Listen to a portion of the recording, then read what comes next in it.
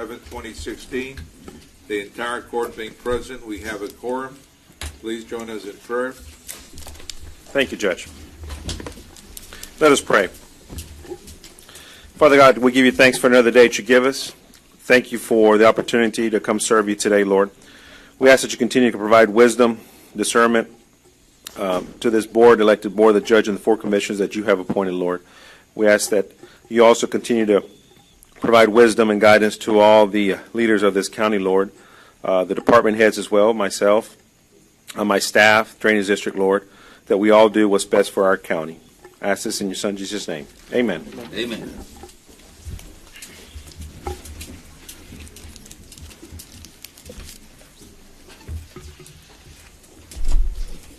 All right, under open forum, we have one individual sign up, Marta Sanchez.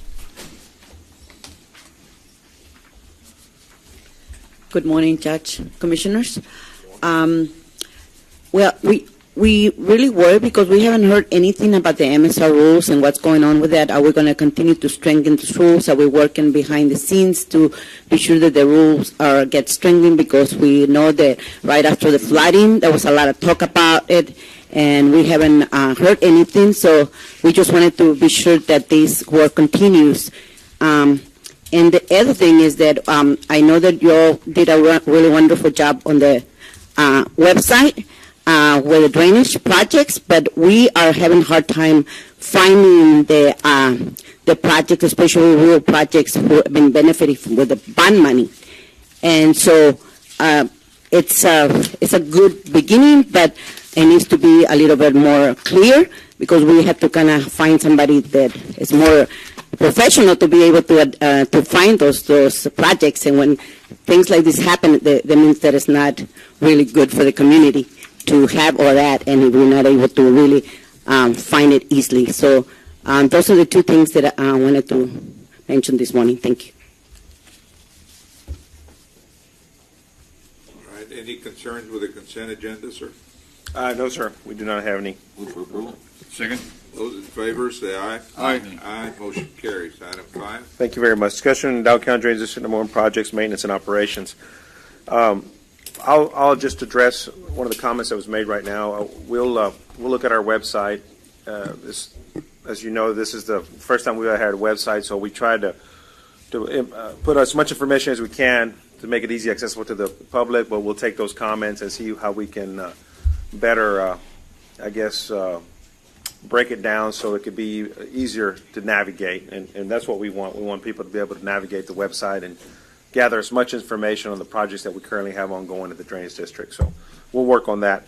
On the MSR rules, we are always working on those rules, not just after the last events. We've always been working on our rules, especially regarding not just drainage, but other county issues that need to be addressed as part of the subdivision requirements. So, but that's still ongoing, and we're still looking at those issues, still meeting, and it's not just drainage that we're looking at, but other components. Obviously, my department looks at just drainage, but the county, as my understanding, is also looking at other issues or requirements in the model rules that they want to strengthen. So, but that's still ongoing.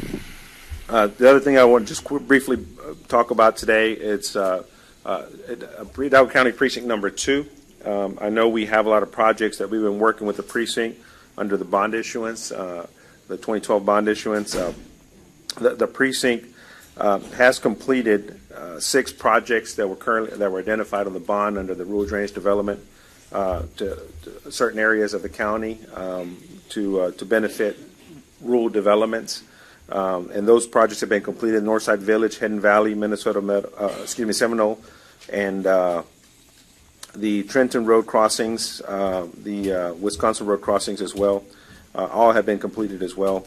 And we're in the process right now of working with Precinct 2, and we're working with the city of FAR and Dow County Irrigation District number 2 to improve what we call the South FAR, Las Milpas South Flow Water Channel Study and Improvements, which is going to benefit the Las Milpas area, a big populous area there. The commissioner has been looking at that area to try to improve some of the drainage issues that have have taken place in the past. And since our floodwater channel is located adjacent to that area, we're looking at improving that area there to get a better drainage improvements to that rural area there. Well, even though it's Las Milpas, it's still considered a rural area improvements because of the type of developments that are in that place. We also have the Far McAllen Drain and South Floodwater Channel study. That's a two-part component. That's a partnership with the city of Far. They're buying in with the participation of almost half of that project for the northern section to allow better water flow from the north area of our system and into our system. And then we also have a bond issuance, which is the IBWC structure that is currently going to be put out to bid as well, which will improve that whole channel flow there, that Far McAllen drain. There's also the Mission Inlet Recertification Project. That's an ongoing project right now that affects two precincts, Precinct 2 and Precinct 3. We're trying to schedule a workshop with the City of McAllen. I believe April 11th is the date we're trying to shoot for with the City Commission to brief them on where we are with the project and where we're going with it. They're an important partner as well because of the airport plans that they have in the future. So we're going to meet with them and brief them on the status of that. But that project's under design right now, and that's one of our major bond projects that was identified. So that's ongoing right now. We're also in communication with FEMA regarding the letter map revision that will take place to try to get some of that property that's in the old Mission Inlet out of the floodway, out of the flood zone. So that's ongoing as well.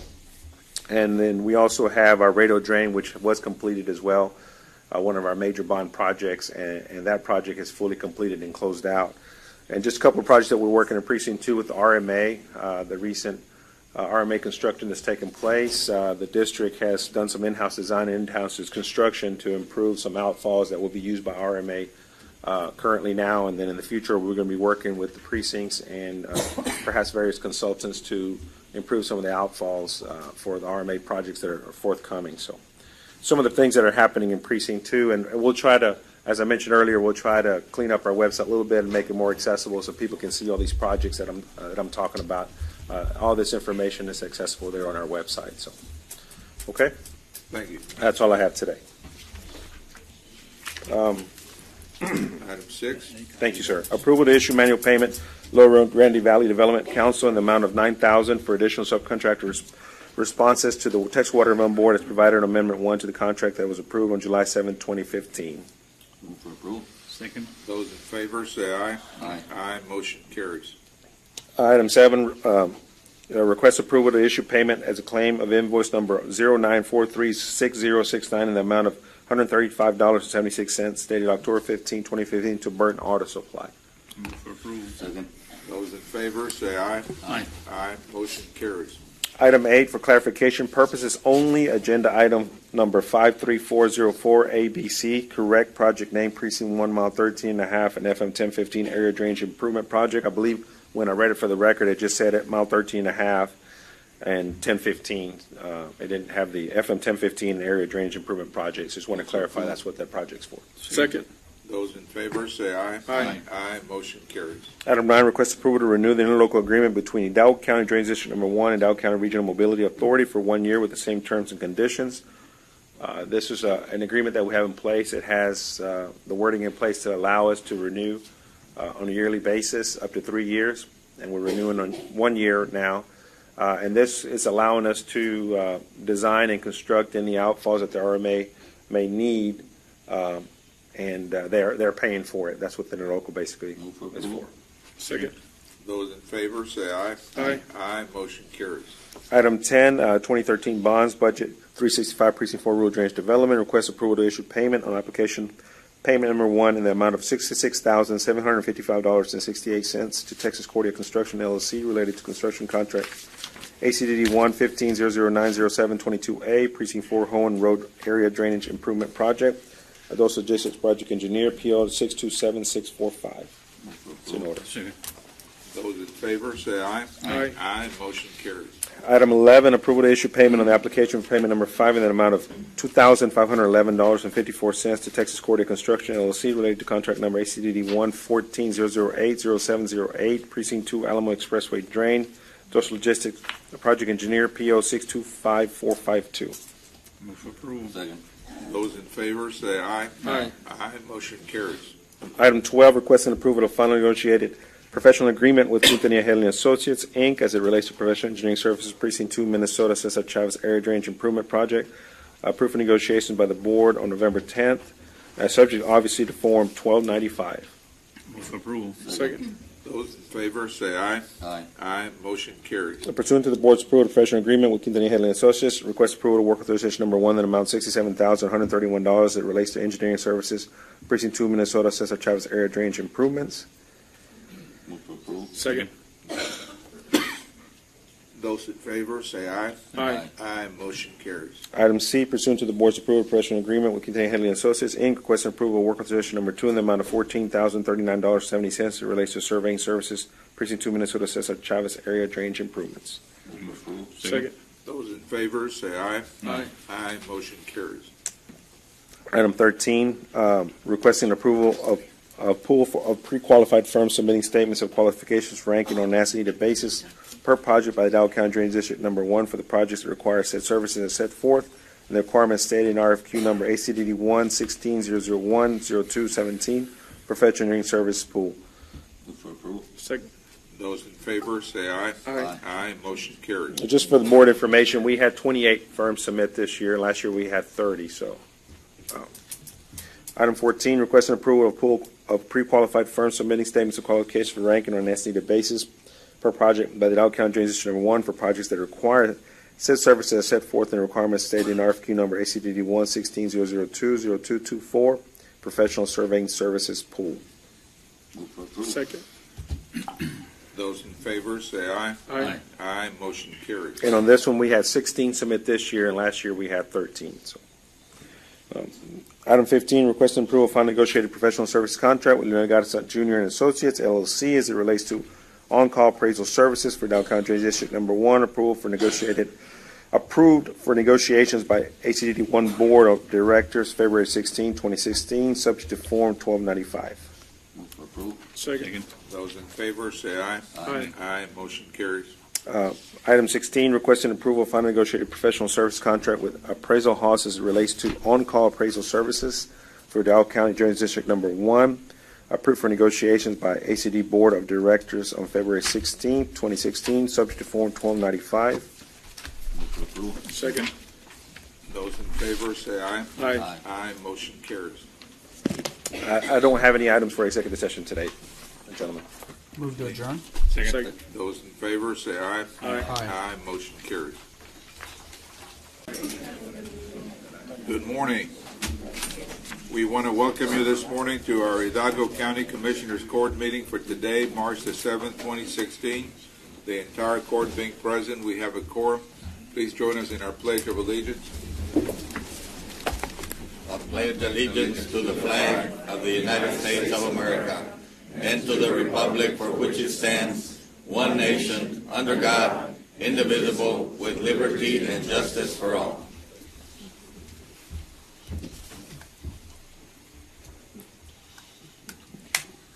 Almighty God, we come together today for the good of the citizens of Hidalgo County.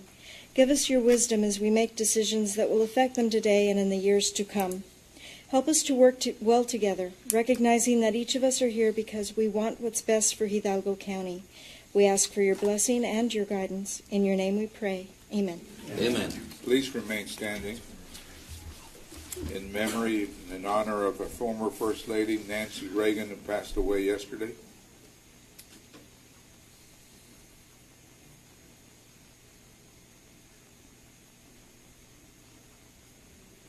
Thank you.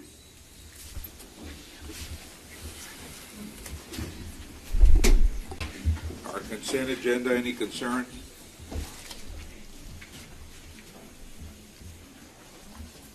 Any concern?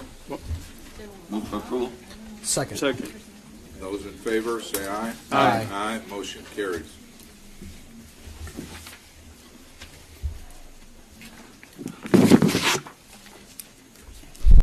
ready under open forum? Yes, sir, we are on open forum with our first presenter is Ms. Opal Velman. Again, I will remind the audience to please respect the speaker's time at the podium.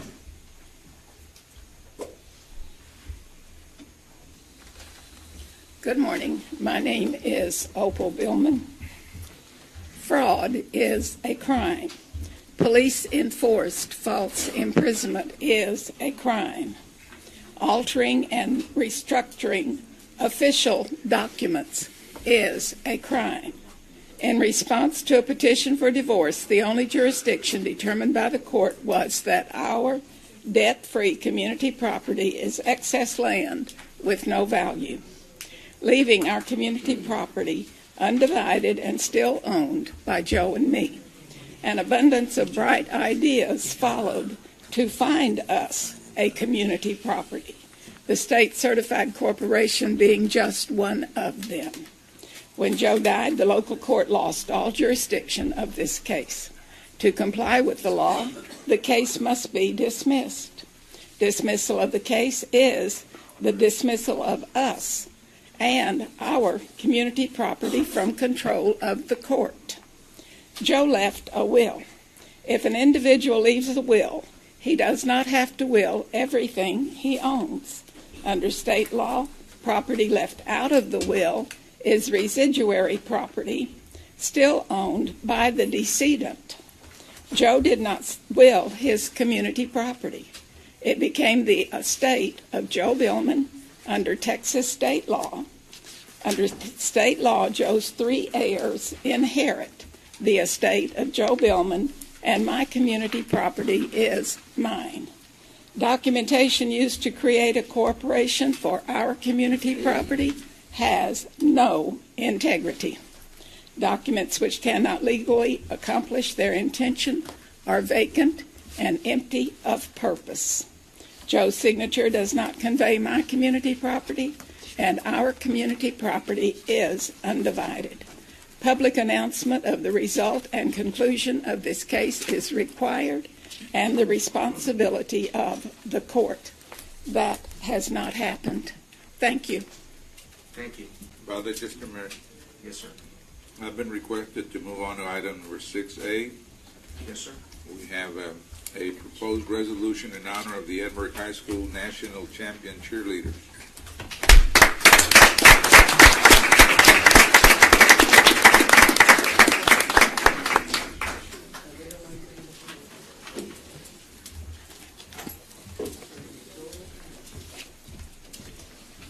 They're 4-time winners, national champs. Very good. Good morning, ladies.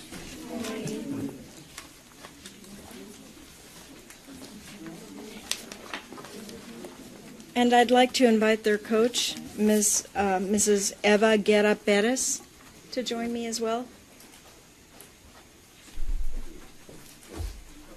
Will we take the picture? Yes. Okay. Good morning, Judge, Commissioners. Julia Benita Sullivan for the record, Public Affairs. This is a resolution in honor of the Edinburgh High School varsity cheerleaders. Whereas the varsity Bobcat cheerleaders recently won their 4th consecutive national championship during a National Cheerleaders Association competition January 23rd and 24th in Dallas, Texas. And whereas the NCAA Senior and Junior High School National competition is the most prestigious event for high school cheerleading in the country. And whereas the Bobcat cheerleaders are comprised of seniors, do you want to raise your hand when I call your name? Seniors Julie Mendoza, the captain, Yessi Molina, captain, Juan Banda, Kimberly De Leon, Brianna Peña, and Aisa Velasquez. Juniors Eric Bazan, Sarah De La Fuente, Denise Garza, Alexa Olguin, Jovan Prado, Emily Ramos, and Samantha Torres. Sophomores Karina Alfaro, Carissa De Leon, Natalie Martinez, Casey Peña, Brianna Perez, Maria Reyes, Miranda Velasquez, and Marcus Villanueva, and freshmen Pauline Morales, Nadia Rodriguez, and Fatima Torres. Their coaches are Eva Guerra Perez and Valerie Cortez, and choreographer coaches are Danielle Valdez, Diane Luna, Caleb Eccles, and Alex Tanguma. And whereas close to 100 intermediate teams from across the country competed in this national tournament, in addition to the team's 4th consecutive title, the team was awarded the Specialty Award for Best Jumps and Best Stunts. Now, therefore, be it resolved that the Hidalgo County Commissioners Court hereby honors the Edinburgh High School varsity cheerleaders on their 4th consecutive championship in the 2016 National Cheerleaders Association Senior and Junior High School National Competition, dated the 7th day of March, 2016.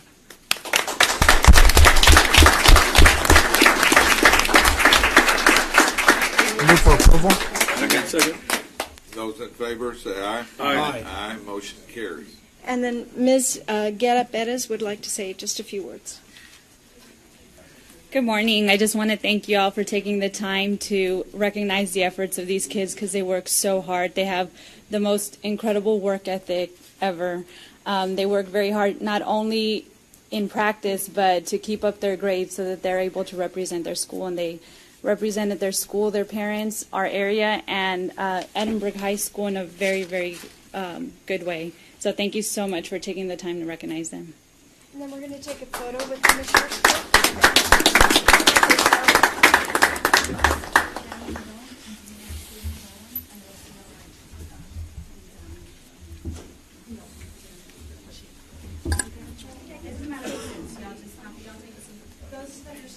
And y'all that are standing need to get down.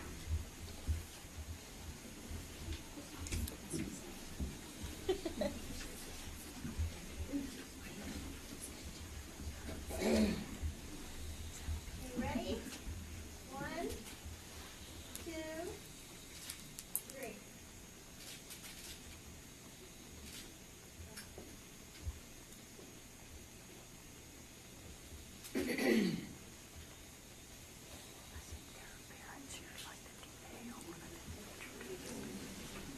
Are there any parents here that would like to take a picture with them?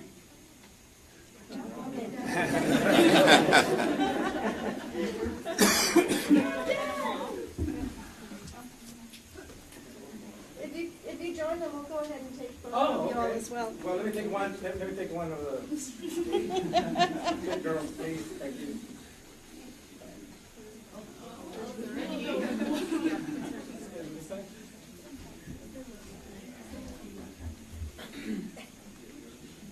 Okay, ready? On the count of 3. 1, 2. Yeah. All right. 1, 2. Thank you all.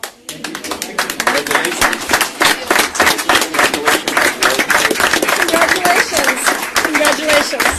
Thank you. Do you have anything else?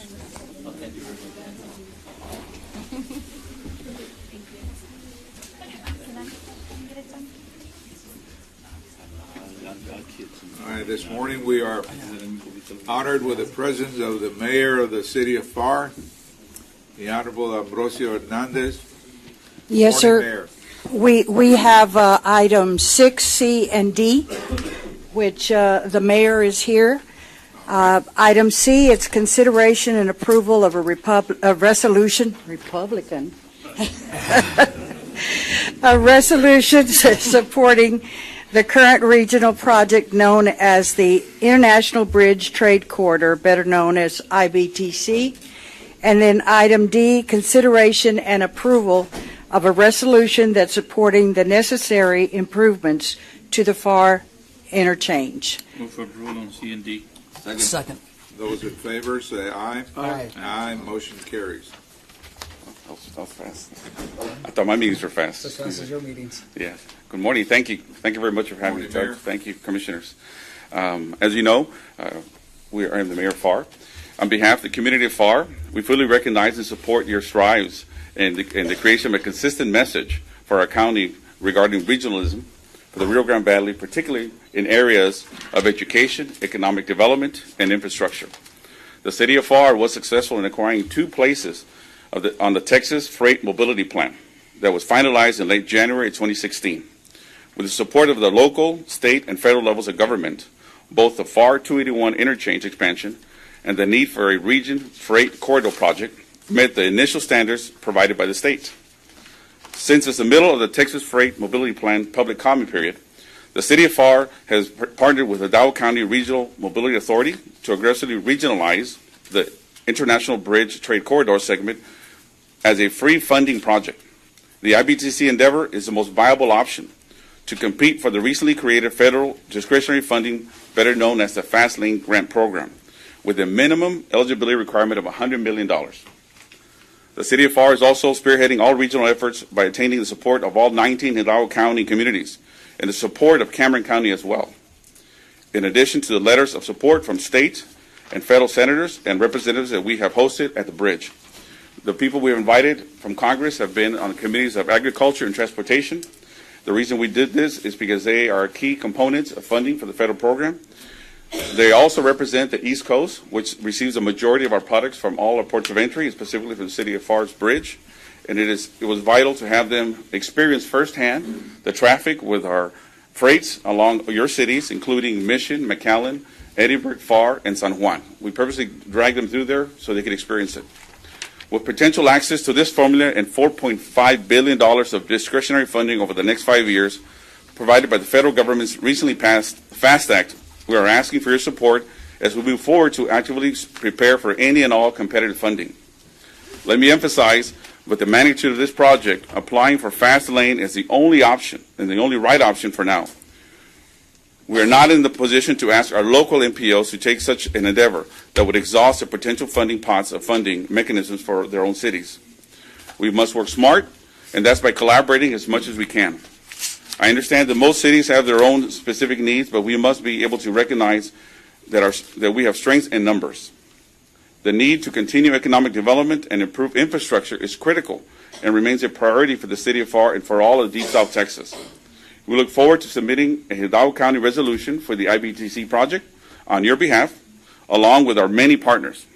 As a region, I'm confident that we are committed to providing the freshest quality of products and raw commodities to populations outside of Texas through the improvements of freight infrastructure, eventually from all of our ports of entry. I am committed to cultivating and continuing a long-standing partnership that will be beneficial to our communities. In regards to our 2-to-1 expansion interchange, to echo the need for access to an alternative route for freight infrastructure, we also have the need to expand and prioritize our current FAR 281 interchange. As a region, we fully recognize the value of sustainable roads for our constituents, yet those core fundamental necessities are established for local motorways should also be prioritized for highway infrastructure with the same vigilance. As a region, it is essential to voice the needs of our community and the vital infrastructure changes that are long overdue, like the FAR 281 interchange expansion project. The need to prioritize the FAR 281 interchange is of great importance for our community. It is our job as elected officials to encourage the movement at all levels. Of that note, I commend our state legislators for advocating the needs of the region by extending an invitation to TxDOT Chairman Tyron Lewis, TxDOT Executive Director Mr. James Bass, and of course Texas Transportation Commissioner Bruce Buggs, to view the congestion on our interchange recently. With diligence and conviction, the City of FAR is ready to assist TxDOT and our neighboring communities in advancing for the FAR 281 interchange. So on behalf of the city, I ask for your approval of the current 2 resolutions, and thank you very much for your time, Commissioners. Thank you, Mayor. Thank you. Thank you, sir. Need a motion to approve? Second. Those in favor? Aye. Aye. Motion carries unanimously. That's just to vote, C and D? Yeah. Yes, sir. Yes, sir.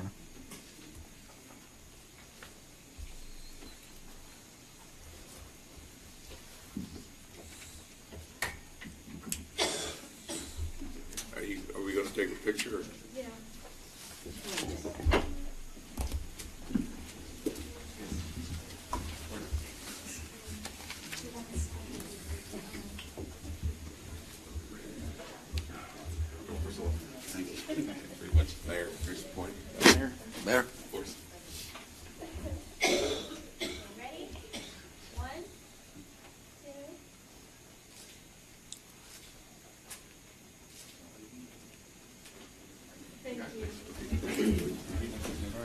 Thank you for your efforts. Absolutely. Thank you. Thank you.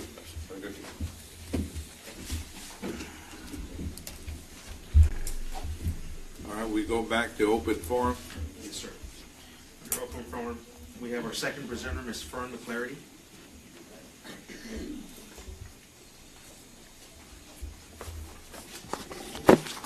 Good morning. I just wanted to make some comments concerning the expenditures proposed for the wind farms. This project is typical of those where public money is spent, and there is no explanation of how this support for a private company is going to benefit the public. How many jobs are going to be created? What type of economic development is going to result? And when is this benefit going to come? But the most important question are how much is it going to cost, and what are the criteria for selecting this private company? To those of us sitting in the audience, it seems like the first step in giving away public money is to hire a person making $100,000. This process moves much faster then. There are some well-known facts that have been around for years but seems to have been forgotten.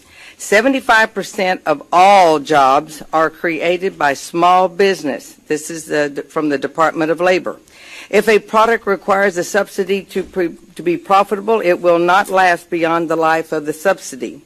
This is one of the one I like the most, Commissioners. The Republicans are coming, and they understand that it is oil and oil-related products that are going to get this nation out of debt.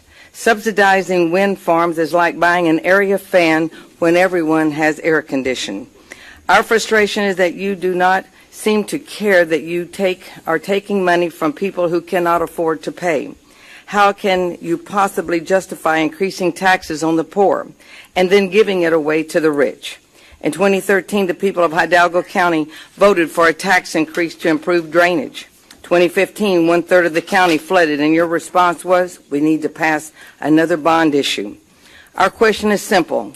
What are we getting for the taxes we are paying, and why does each problem require another tax increase?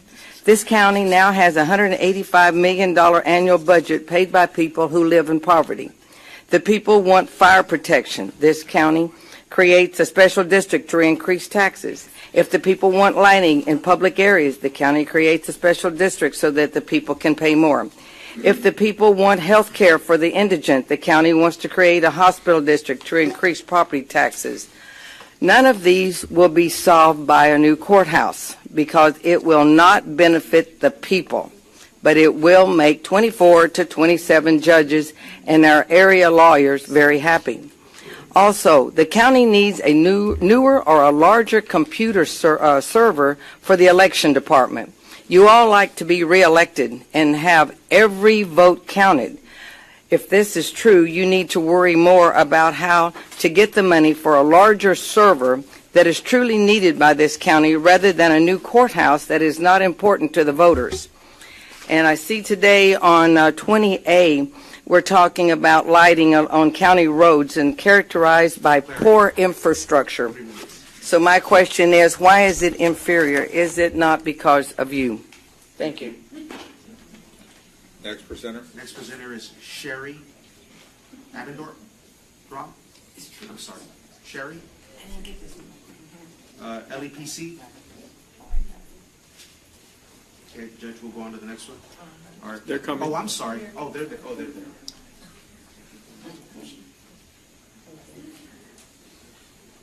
Actually, Judge Commissioners, if I'm not mistaken, it's on the same subject matter, and we also have Jerica Cascamp? Okay. So. And Chief Jim Schultz as well. Okay, then, okay. We're here on behalf of LEPC. We have an initiative to try and get the LEPC up and running again. We held our first meeting last month, and the three of us were appointed and voted as the tentative executive committee. For those of us that don't know what the acronym is for, LEPC is... Good morning. My name is Jim Schultz. I am the Assistant Fire Chief, McAllen Fire Department. I have been elected as the chairman of the Local Emergency Planning Committee. We have Sherry Abendroth, the vice chair, and Jessica Gaskamp as the secretary treasurer. My understanding is this is going to become before y'all later in the agenda. We weren't expected to speak, so we're just up here explaining who we are and why we're here. It's going to come before you later, Judge. Okay. Thank you. I think you signed up to speak under open forum. Oh, no. But you guys can come up during that. We'll call you back up. Okay, thank you. Judge, with that being said, there are no more presenters under open forum. All right. There's no action for 6B. And item number 7, our constables. 7A, Constable Precinct 2.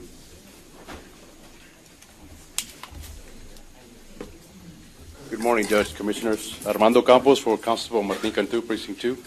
Item 7A, Alpha 1, 53524, Constable Precinct 2, LBSP, fiscal year 17, 1284. Number 1, authorization and approval to apply for the Local Border Security Program, LBSP fiscal year 17 grant with the Office of the Governor's Homeland Security Grant Division through e-grants. Also, item number 2, authorization for county judge as authorized official to sign the e-sign application under e-grants as authorized official. Move for approval, 1 and 2. Second. Those in favor say aye. Aye. Aye. Motion carries. Judge, Commissioners, thank you. Thank you. Our Sheriff's Office. Item 8, our Sheriff's Office. Good morning, County Judge and Commissioners. Morning, sir. My name is Captain Raul Cantu. I'm here in behalf of Hidalgo County Sheriff, Mr. Eddie Guerra. Item A, Sheriff's Office, OPSG, fiscal year 16-1285, authorization approved to apply for the Operation Stone Garden fiscal year 16 grant with the Office of the Governor's Homeland Security Grants Division. Move for approval. Second. Those in favor say aye. Aye. Aye. Motion carries. B, Operation Stone Garden 1284, authorization approval to de-obligate $10,000 of the Edinburgh Police Department Operation Stone Garden 2014 mileage funds to allocate to the Alcan Sheriff's Office. Move for approval. Second. Those in favor say aye. Aye. Aye. Motion carries. C, Operation Stone Garden 1284, authorization approved to de-obligate $12,000 of La Jolla Operation Stone Garden 2014 overtime funds to also allocate to Sheriff's Office, OPSG 14 grant. Move for approval. Second. Those in favor say aye. Aye. Aye. Motion carries. Item D, Operation Stone Garden 1284, authorization approval to de-obligate $53,000 of Sullivan City Operation Stone Garden 2014 overtime funds to allocate to Sheriff's Office, OPSG 14. Move for approval. Second. Those in favor say aye. Aye. Aye. Motion carries. And item E, approval of memorandum of understanding for shooting range use and training between the Hidalgo County Sheriff's Office and Internal Revenue Service, the IRS. Move for approval. Second. Those in favor say aye. Aye. Aye. Motion carries. And finally, 2, authorization for county judge as authorized official and county sheriff to sign said document. Move for approval. Second. Those in favor say aye. Aye. Aye. Motion carries. Thank you, gentlemen. Thank you, sir. Item 9, Mr. Guerra. Thank you, Judge. Commissioners, item 9A will take on later in the agenda. Item 9B, I'm requesting approval to process a payment. I am recommending approval of this item. An invoice in accordance with the accounting procedures. It's our food policy manual. I'm asking this with authority the county treasurer to issue check. Move for After approval. reviewing the auditing procedures are processed Second. by our county auditor. Those in favor say aye. Aye. Aye. Motion carries. Item C, I'm asking the court. Thank you. Item C, I'm asking approval of a settlement check from Government Employees Insurance Company in the amount of $1,373.77, and this is to settle an auto loss with one of our county vehicles. Move for approval. Second. Those in favor say aye. Aye. Aye. Motion carries. Judge, Commissioners, with your permission, Mr. Silguero, let me go ahead and take the action items under the Human Resources, as I'll be making some recommendations. Item 10A, this is with our scofflaw program for the tax office. They're requesting a waiver of the budget amendment policy from the personal-related amendments. We could have action to Move that for effect. approval. Are you in favor of it? Yes, under the scofflaw, yes. Those in favor say aye. Aye. Aye. Motion carries. Item 2 is discussion, consideration, approval of the following personnel action effective the next full pay period. Again, this is under the scofflaw. It's the creation of a scofflaw compliance specialist, and $40,000. Move for approval. Second. Those Those in favor, say aye. Aye. Aye, motion carries. Item 3 is appropriation of the funds, and 4 is the related action item, revised salary schedule in accordance with the Commissioner's Court action. Move for approval 3 and 4. Those in favor, say aye. Aye. Aye, motion carries. Item B, Judge Commissioners, I'm asking for no action until our next Commissioner's Court. And that would be for 1, 2, 3, and 4.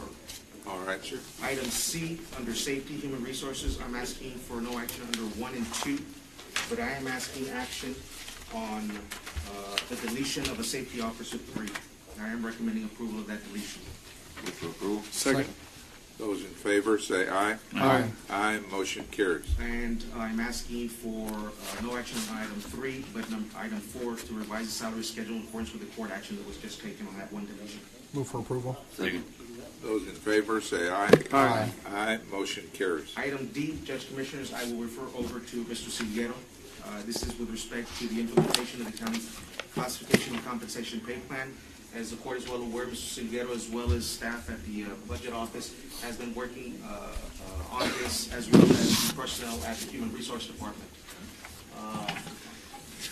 No burnt orange. Come on, man. They've briefed individually, and this is the update.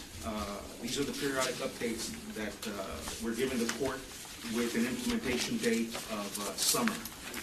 Mr. Silguero? Morning, Judge Commissioners. Just to let you know that we're working on the different components of the step and grade plan. We continue to work on them. We're at the very basic parts. I wanted to give you a timeline so that the court would, and we'll come periodically to court as we implement components. But I wanted to give you, page 1 is a timeline, the activities that need to occur and the estimated time frames. We got approval to continue the project back on February the 3rd, so that's there. One of the first items we need to do is to correct titles. We have a lot of titles, Judge Commissioners, that need to be corrected because there are abbreviations, there are misspellings, or under the classification inventory list, all the positions will have the same title across the board. We have a lot of abbreviations that need to be corrected, so that's item on correction today. We want to repost the inventory list on the HR website so that department heads and anybody can go in there and look at the job descriptions, what grades they're in, and that the requirements for every position that will be on the list. We're going to classify all positions in each department, in each precinct, and we'll meet with every department as we do so. That's some schedule for April. And you can read the rest as your time permits. Basically, our plan is to do all these activities so that we can implement July 1. One major component is that we will develop in June a cost or a savings estimate before we implement so that the court can understand and be aware of if there's any cost associated with implementation or savings. We anticipate there will be a savings. So these are the different activities and the time frames, Judge Commissioners. The second page has a list of the people that I have asked to work with me on this. We implemented this plan in 2010, 9-10, and I was in the budget office. We have the skills there and the knowledge and the background to continue that. It'd be myself from Budget and Management. I have Damari San Miguel, Debbie Tamez, Patricia Ramos, and from HR I have Claudia Limas and Diana Munoz. That this is a work group that's going to be working on the components, on the policies, and so forth. And then on the third page, I'm asking that we create a little advisory group. It's just a sample representative of departments. Mr. Guajardo from the County Clerk's Office, Ms. Hinojosa from the District Clerk's Office, Norma Garcia from Treasurers, Erica Zamora from Precinct 2, Jesus Osuna from Precinct 4, Erica Reina from the County Judges, Joel Espinosa from the District Court, and Victor Garza from the DA's Office. This is a group that we want to present our products to before we come to court so that they can give us feedback or identify issues. They're going to be reviewing the final product, the finished products, before we come to court. And basically, that's I just wanted to give you an update on where we were and what we were doing, Judge, Commissioners. That would be item 1, the status report. Any questions on that?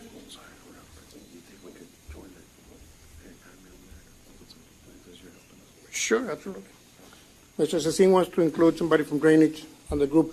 We have basically, during the budget process, we graded all the drainage district positions. So we have already defined a grade and titles for them. It's just a matter of when we implement, then they'll be implemented along with the policies and so forth. Any questions, Judge, Commissioners, on the plan? We're going to be having it ready by July 1st? Is That's our projected date, yes, sir. Right now, you're coming up with a minimum salary of each position. Yes, sir.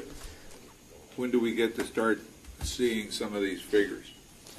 Well, we have the salaries already on the pay plan. Okay? In other words, the step and grade, we have updated and I think I handed this out before. I didn't bring copies for everybody. But these are the salaries.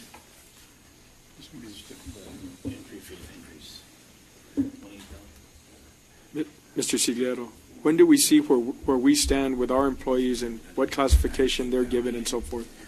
In the coming months, Commish, we're going to meet with every precinct, every department, and say, look, this is where your people fall. Where your employees fall into the step and grade. Equipment operator 1s are this grade, equipment operator 2s are this grade, field operations are this grade, and we'll meet and go over to make sure that there is uniformity and agreement. Probably by... Raul? Yes, sir. Yeah, I thought we had talked about minimum pay for the county was going to be $10.10 an hour. The minimum pay right now, the minimum wage that we have, Judge, is $10.10 an hour. And I think we have discussed... You've got several positions here that are earning way less than that. Well, so, we would start at the step that is commensurate with the minimum wage. Yes, sir. Well, but how could you start minimum wage if you got people starting off at $19,000, $21,000? Right. Yes, sir. What we're doing, because all the other salaries are correct, we're going to block out the steps that are below 10.10. In other words, they'll be yelled at. So somebody starting on, somebody with position as a grade 1. That's the minimum wage, $21,008. Right. But yes. So you're going to start there? They will start on the step. Any grade. Nobody will get paid less than the minimum wage. In other words, the grades are correct, but because we have a minimum wage, you'll start at a step that is 10.10. Yes. Okay. Or more. All right. Is there anybody in the county making make copies for everybody? Yes, sure. I'll send it to you. There is nobody that is making less than $10.10 an hour. We don't have any employees making $10.10. All employees are. Thank you. Costco went up to $13 an hour now. Judge, Commissioners, $1,000 a year. I also have and I will bring to court, Judge, I had sent to your office. I've done some work on a living wage component, and the living wage, I believe it's and I don't have it ready, but when I bring you, I'm going to ask the court to consider a living wage, the approval of a living wage, which would become our minimum wage, and it's roughly $12 an hour. That sounds pretty fair. Yes, sir. And I think that would be, and I have the rationale, and it's a state study that has a living wage by county. I have shared it with Erica and Mrs. Champa, if they can brief you a little bit on it, but I'll be bringing that to court, and that living wage can be updated, and that could become our minimum wage if the court approves that. And it's going to be about $12 an hour. With any impact to our budget? A little bit. I think I've done a little analysis, and I think we had maybe 150 positions that were making less than that right now. So just the difference between what they're making and that would be some additional cost. Well, let's look at that. I would like to look at that first. Yes, sir. And I think overall it can be offset by the savings that we will have, Commissioner, when we have a lot of positions that are, that are at a high grade, that would be, yes, sir, that would They be. might even have and will be Yes, back in and, the same. yes, sir, absolutely, absolutely. So anyway, that was just When you a, come back, make sure you give us the figure that's, the budget will be impacted by. yes, sir, absolutely, absolutely. Go ahead. So that was just a status report, and just to let you know that we're working on it, and periodically will come as we complete components, Judge. I'm not gonna, I don't need approval yet on number 2. I still need to do some work on that, but I am asking for approval on number 3, approval of corrections to position titles as per Exhibit A. Exhibit A is simply a list of positions that are abbreviations and misspellings, and it's just a correction to that, Judge. Move for approval. Second. Those in favor, say aye. Aye. Aye, motion carries. And item 4 is approval to revise the salary schedule as per that action. Move for approval. Second. Those in favor, say aye. Aye. Aye, motion carries. And that's all I have. Thank you, Judge, Commissioners. All right, sir. Item 11, our Health Department.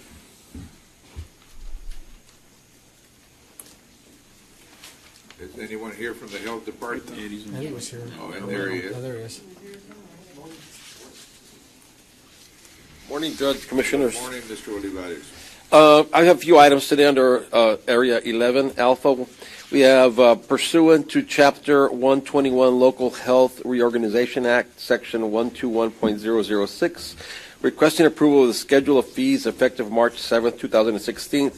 We have the new federal poverty levels. They've changed, along with our co-pays have changed. So we need to get those updated to indicate the new levels that the federal government has put upon us. Move for approval. Second. Those in favor, say aye. Aye. Aye, motion carries. Item B, sir, requesting approval of interlocal cooperative agreement between the Lower Rio Grande Valley Development Council and Hidalgo County. The purpose of the agreement is to provide a radiological workshop for personnel who respond and provide services in case of emergencies involving a radiological event and or other potential public calamities. This one, we've been chosen as one of the sites in Texas to actually put on this workshop and training, sir. It'll be on April 14th. So we need permission on this one, sir. Move for approval. Second. Those in favor, say aye. Aye. Aye, motion carries. Item C is requesting approval to submit a contract amendment request to the Department of State Health Services to amend contract 2016-004045-00, the CPS-OT unique for the purpose of reallocating available funds. Sir, this is a discretionary grant we had, and we have some items that we're going to procure to assist emergency management, some light towers and some lighting equipment. So moved. Second. Those in favor, say aye. Aye. Aye, motion carries. Item D, sir, is requesting approval to submit a contract amendment request to the Department of State Health Services, amendment contract number 2016-000022-00, immunization branch for local purpose of reallocating available funding. We're looking at procuring some laboratory-grade refrigerators for our immunization. Move for approval. Second. Those in favor, say aye. Aye. Aye, motion carries. Item E, sir, is requesting approval of the resolution in support of the State Homeland Security Program grant application as approved by Commissioners Court on January 19, 2016 through agenda item Alpha India 52924. And this is a Lower Rio Grande Development COG, or the COG grant we got for $21,000 for some equipment. Move for approval. Second. Those in favor, say aye. Aye. Aye, motion carries. Item F, sir, requesting approval of the memorandum of understanding between the Remote Area Medical Foundation and the County of Hidalgo. Remote Area Medical Foundation, in conjunction with Operation Lone Star, will provide free and expanded medical services to the residents of Hidalgo County. This is for Operation Lone Star, sir. Last year, they provided over 800 different types of dental service, and over 600 pairs of glasses were made at no cost to the community or our taxpayers to serve our community, sir. Move for approval. Second. Those in favor, say aye. Aye. Aye, motion carries. Item G, Healthcare Funding District, sir. Unless there's any questions, there's no action there. And item H, Indigent Healthcare Program, there is no action there unless there's any questions. Thank you very much. Have a good day. Thank you, sir. Item number 12, adult probation.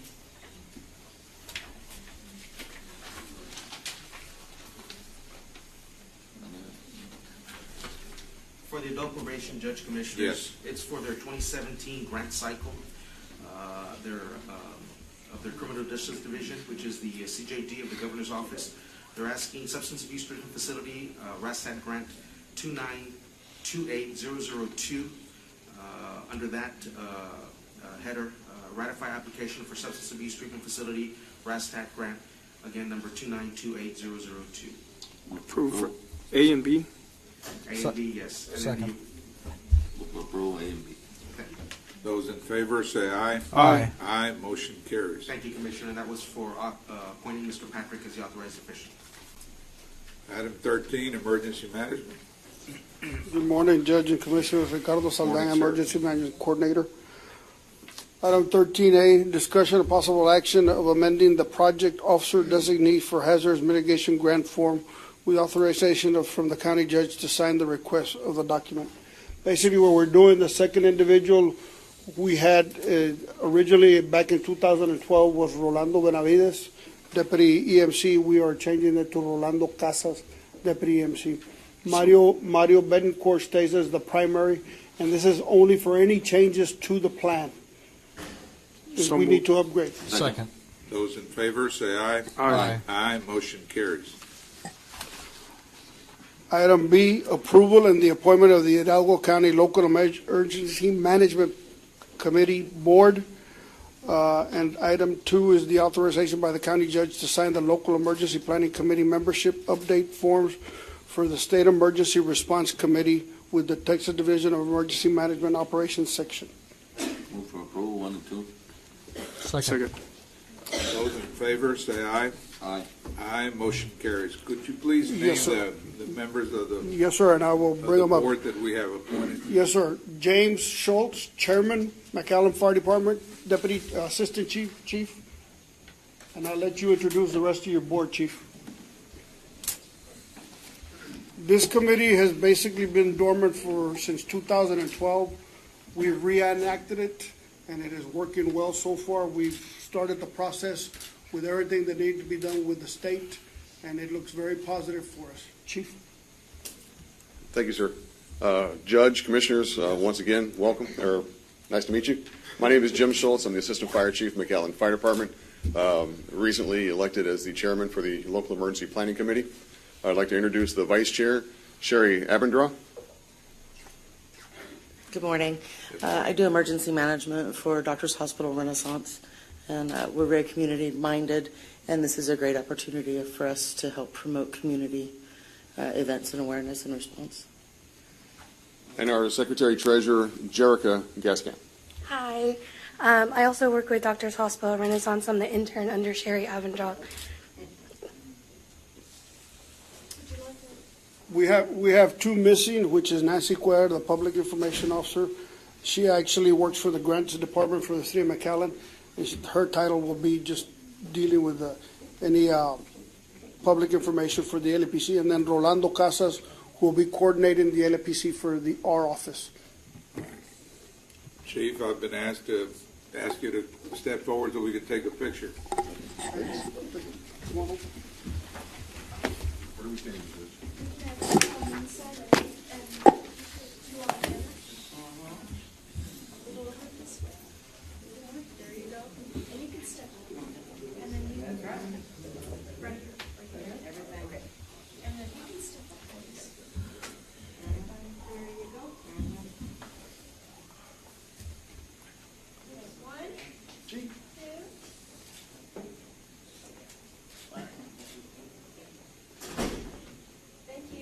Thank you. Thank you, sir. Chief. Thank you. Thank you, Chief. Appreciate it. Chief, good to see you. Larry. Judge, Commissioners, I asked Chief to stay at the podium just real quickly. As the court is well aware, there was an event a couple of weeks ago or so with respect to a response to a fire. I went out to that event. Oh, is that the one in Sullivan City, I believe? Stark County. Stark County, I'm sorry, Stark County? Yes. I went out to that event. I wanted to let the court know that what I saw was unbelievable. It was a well-orchestrated hierarchy with respect to direction and response amongst all the entities that were out there. The emergency service vehicle or service agencies that were out there, the fire departments, the law enforcement, and I believe I saw Fish and Game out there. Chief, could you? I'm not trying to put you on the spot, but I do believe that your office, the fire marshal's office, as well as all the entities that responded with respect to that event, need to be recognized, and also for the general public, constituency, to know exactly what occurred and how one governmental entity helps another governmental entity through these cooperation agreements, and how it benefits all the residents. There surely was a benefit to the residents of Hidalgo County with respect to the western part of the county and the residents of Starr County. Chief, if you could, please. Basically, the occurrence that Mr. Guerra mentioned, we had a 700-acre wildfire in the western portion of, eastern portion of Starr County, between the Starr County and Hidalgo County line. It was moving pretty rapidly. Winds basically like we have out here today. We got a request from the Starr County Sheriff's Office for assistance for the Hidalgo County Wildfire Task Force, which has been established for over 10 years and is divided amongst the county in two. We have the West Task Force and the East Task Force, to include some of county assets from some of our precincts. That day we deployed basically the West Task Force to include, and fortunately for us that day, Texas Forest Service had deployed 2 additional bulldozers to Hidalgo County due to the threat. So we utilized those. U.S. Fish and Wildlife has been a very big asset to the Rio Grande Valley with their fire crews. They assisted with us, along with the cities of Sullivan City, La Jolla,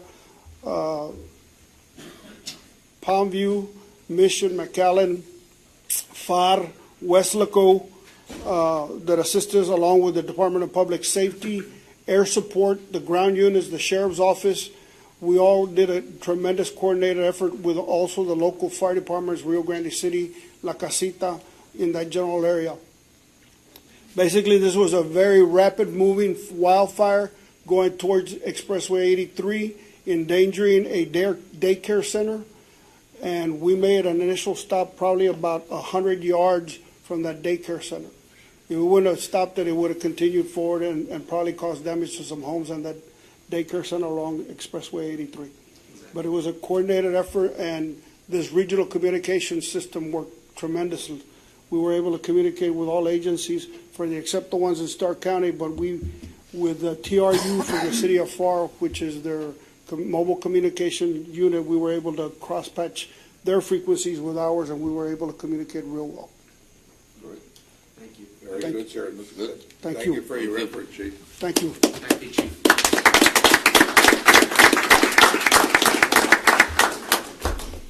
Mr. Ramirez. Good morning, Judge, Commissioners. Small item. It is authorization and approval to purchase data services. This is for GPS services for the fleet vehicles at Commissioner Precinct 4. I want to say the fleet, the heavy equipment, some of the stationary trailers and stuff. I believe it's a renewal from what we've been doing. Just request as 14A. Move to approve. Second. Those in favor say aye. Aye. Aye. Motion carried. Thank you. Have a good morning. Item 15, Urban County. Good morning, Judge, Commissioners. Morning, sir. Item A, is subject to compliance with HB 1295, when and if applicable, Urban County Program on behalf of City of Mercedes is requesting authority to purchase playground equipment for Goza Park. Purchase will be made from Park Improvements line item. Recreation Designs Incorporated, contract number 42313, and approved vendor to Hidalgo County's membership and participation with Buy Board. The total amount of purchase, including shipping, is $18,186, utilizing fiscal year 28 City of Mercedes Parks and Recreational Facility funds. Move for approval. Second. Those in favor say aye. Aye. Aye. Motion carries.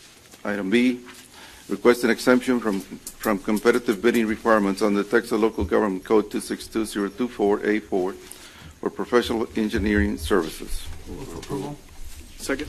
Those in favor say aye. Aye. Aye. Motion carries. Item 2, presentation of the score and grade for the purpose of ranking by Commissioners Court of at least 3 professional engineering firms from the county's approved pool as graded and evaluated by the City of Edcouch, Urban County Program, and Hidalgo County Purchasing Department in connection with and funded through Hidalgo County Urban County Program Year 28, City of Edcouch Park Recreation Facility Improvements Bell Park Funds. For approval. Second. Those in favor say aye. Aye. Aye. Motion carries. Item 3, authority to negotiate a professional engineer services contract with the highest ranked firm, this case being Fulcrum Consulting Services, that got the grade of 91.67 by Commissioners Court. Move for approval. Second. Those in favor say aye. Aye. Aye. Motion carries. Item C, request an exemption from competitive bidding requirements on the Texas Local Government Code 262024A4 for professional engineering services. Move for approval. Second. Those in favor say aye. Aye. Aye. Motion carries. Item 2, presentation of scoring and grade for the purpose of ranking by Commissioners Court of at least 3 engineering firms from the county's approved pool as graded and evaluated by the City of Palmview, Urban County Program, and Hidalgo County Purchasing Department in connection with and funded through Hidalgo County Urban County Program Year 27 and 28, Palmview Parks Recreational Facility Improvement Funds. Move for approval. Second. Those in favor say aye. Aye. Aye. Motion carries. Item 3, authority to negotiate a professional engineer service contract with the highest ranked firm, being SAMS Incorporated, which got a 94.67 grade. Move for approval. Second. Those in favor say aye. Aye. Aye. Motion carries. Item D, the Urban County Program is requesting approval of a budget and program amendment for the City of Solomon City. The proposed program amendment is for the fiscal years 25 and 26 work plans. The amendment will decrease the 2013 and 2014 street improvements line item. It will increase the 2013 Parks and Recreation Facility improvements line item and create a 2014 Parks Recreation Facility improvements line item. Move for approval. Second. Those in favor say aye. Aye. Aye. Motion carries. Item E, subject to compliance with HB 1295, when and if applicable, the Urban County Program on behalf of Precinct Number 1 is requesting consideration and action to award an inter-construction contract with Texas Cordia Construction, LLC, in the amount of $986,188.50. UCP funds from fiscal year 26, 27, and 28. Street improvements line items in Precinct Number 1, CO 20158 funds will be utilized. Move for approval. Second. Those in favor say aye. Aye. Aye. Motion carries. Item F, subject to compliance with HB 1295, when and if applicable, Urban County Program on behalf of City of Mercedes is requesting authority to purchase playground equipment for Saladino Park. Purchase will be made from Park Place Recreation Designs Incorporated, Contract 42313, and approved under to Hidalgo County's membership and participation with Y Board. The total amount of the purchase, including shipping, is $18,186, utilizing fiscal year 28 City of Mercedes Parks and Recreational Facility funds. Move for approval. Second. Those in favor say aye. Aye. Aye. Motion carries. Item G, subject to compliance with HB 1295, when and if applicable, Urban County Program on behalf of the City of La Villa is requesting authority to purchase computer software for the city's youth center. Purchase will be made from Advanced PC Products in Contract 49815 and approved under to Hidalgo County's membership and participation with Y Board. Total amount of the purchase is $6,268.50, utilized in fiscal year 28 City of La Villa Public Service General La Villa Youth Center funds. Move for approval. Second. In favor say aye. Aye. Aye. Motion carries. Thank you, Judge, Commissioner. Thank you, sir. Item 16, our elections office. Good morning. I'm here on behalf of the Elections Department requesting approval for our county treasurers to process payment for fuel reimbursement in the amount of $34 for Yvonne Ramon after auditing procedures are completed by county auditors. Move for approval. Second. Those in favor say aye. Aye. Aye. Motion carries. And Ms. Ramon wasn't able to be here because she's working on provisional ballots that need to be finalized and ready for the party so that they can canvass. Thank you. Thank you. Item 17, our auditor's office. Good morning. Can I have approval of certification of revenues as certified by the county auditor for various textile projects? Move for approval. Second. Those in favor say aye. Aye. Aye. Motion carries.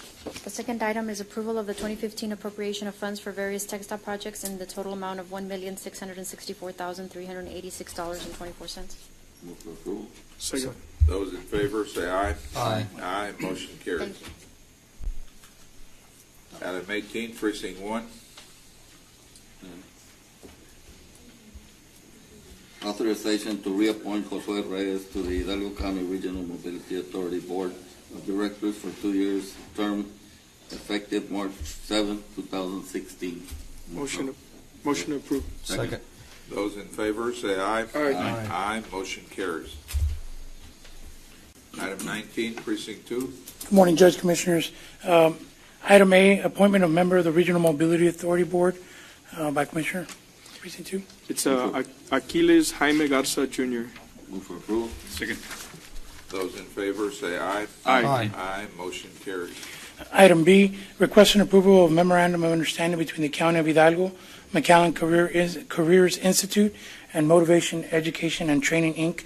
to provide vocational trade training, welding at the Precinct 2 Alamo Community Resource Center. Move for approval. Second. Those in favor say aye. Aye. Aye. Motion carries. Thank you. Item 20, Budget Office. Morning, Judge Commissioner Sergio Cruz, Department of Budget Management. Item 28 is approval of an order authorizing the establishment of streetlights along county roads located in Eldora Heights, phases 1, 2, and 3, and Gully Meadows, phases 1 and 2. So moved. Second. Those in favor say aye. Aye. Aye. Motion carries. Item 20B is approval to deobligate funds from the Health Department, Fund 1293, in the amount of $694. Move for approval. Second.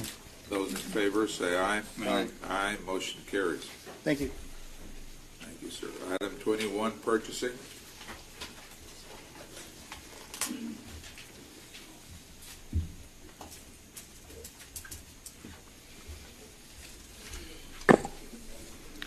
Starting with 21A, approval of a revision to previously approved agreement with Brown & Brown Lone Star Insurance Services Incorporated, DBA Alamo Insurance Group, for consulting services for self-funded insurance health program to reflect that the RFP is part of the agreement now. Move for approval. Second. Those in favor say aye. Aye. Aye. Motion carries. All right, 2 is requesting authority to advertise and approval. What is it that you're doing there, Marty? All that we're doing is that the original form of agreement submitted by the vendor did not have the entire list of services required under the RFP And itself. you're adding them. So we're just making the RFP part as an exhibit, which includes all the services. Thank you. That's really all. Item 2 is requesting authority to advertise and approval of procurement packet for the advertising of flexible base caliche. Move for approval. Second. Those in favor say aye. Aye. Aye. Motion carries. Item 3 is acceptance and approval of the pre-qualified firm submitting statements of qualifications for establishment of a pool as listed in the sheets attached here too, following the protocol that we have established on an as-needed basis per department, as needed, or elected office. And those are architectural services.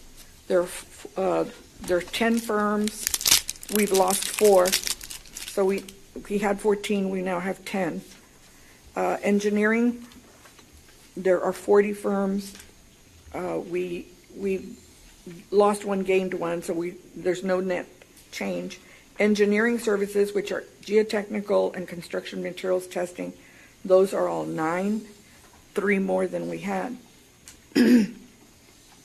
Construction management services, we now have 19. We gained and lost 1. so we had no difference.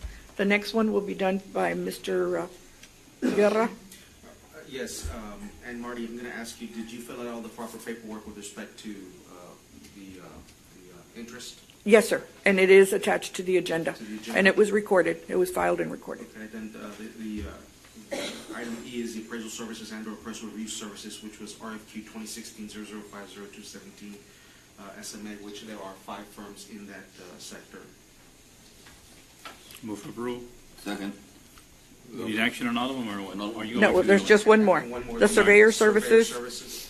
There's 16 16 firms with firms. the surveyor services, and that was RFQ 2016-006-00217 SGS. Move for approval on A to F. Second.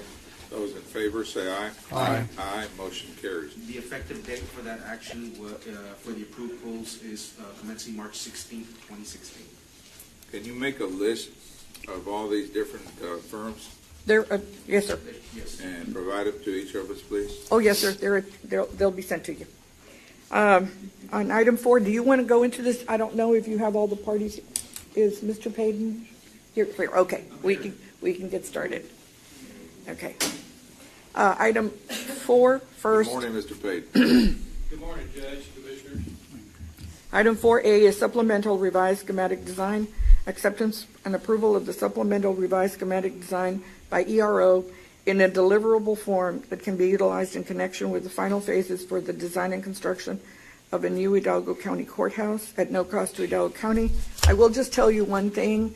The deliverable, I have a copy, has a rendering that is not part of what the court requested be revised.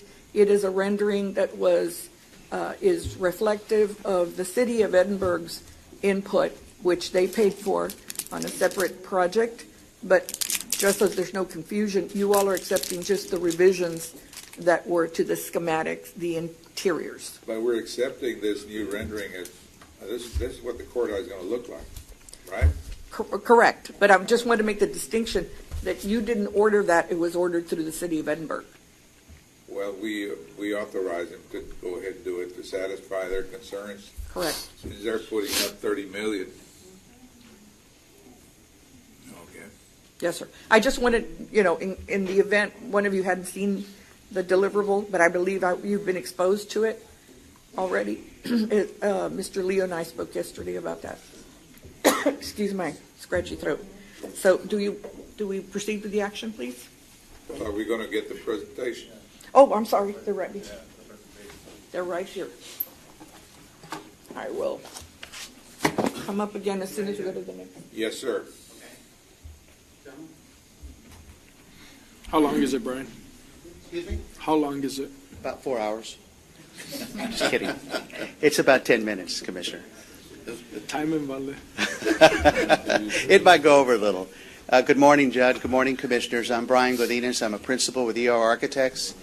Joining me is my partner, Eli Ochoa, with ER Architects, as well as our judicial consultant and partner with HDR, Halden Talley, and some of the members of the team. Just FYI, there were over 16 individuals involved from ERO and HDR on this particular phase of the schematic design supplement that we did. Also here is Trey Murray, principal at Half Associates, who provided our MEP consulting services for the building. Again, just to reiterate what Marty said, back in July of 28th of last year, we submitted the supplement, which included the floor plans that were approved and signed off by the stakeholders, all the courthouse stakeholders that were involved as regarding to the floor plans from floor 1st to floor 6th. And then we submitted the exteriors. The city had asked if we could enhance the exteriors to make them fall closer to their downtown master plan. We took that engagement on with the Economic Development Corporation, and what you'll see in front of you are the results of that.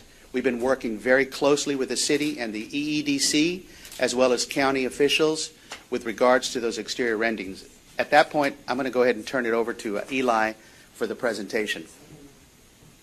Good morning, Judge. Good morning, Commissioners. I got about 7 minutes now, so since Brian took 3. I'm going to go ahead and present the floor plans to y'all, and then I'll go through some of the renderings and the design. What you see before y'all right now is the updated program.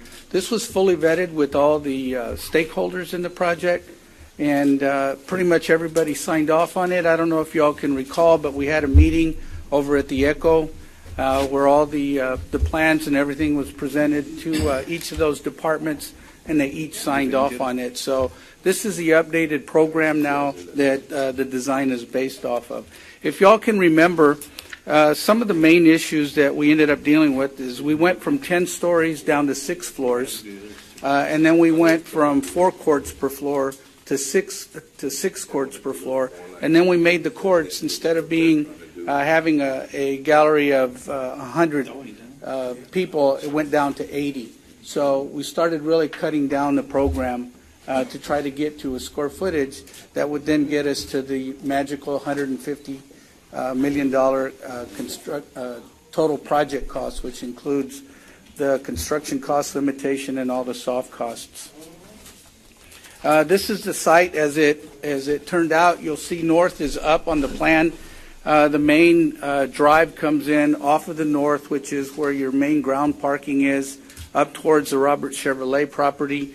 It is designed with 281 being a one-way roundabout in a counterclockwise around the court. And you'll see that there is a parking lot there on the west side right along University that is for some of the elected officials and all the handicap parking, so all that's been accounted for. This is a first floor plan. It houses primarily the county clerk's office, the main entrance into the building, 2 sheriff's department functions that are there, the defendants in custody and the security of the facility are all there on the ground floor. On the second floor, we have, let me go ahead and go through this. These are some of the blow-up areas of that particular plan.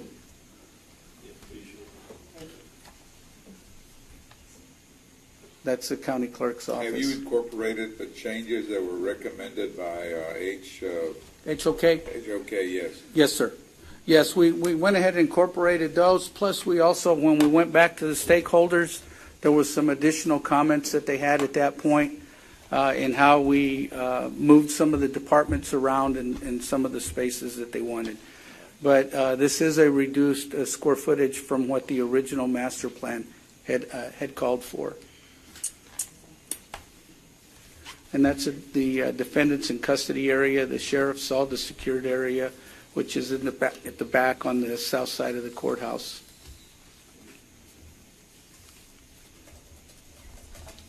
This is the second floor.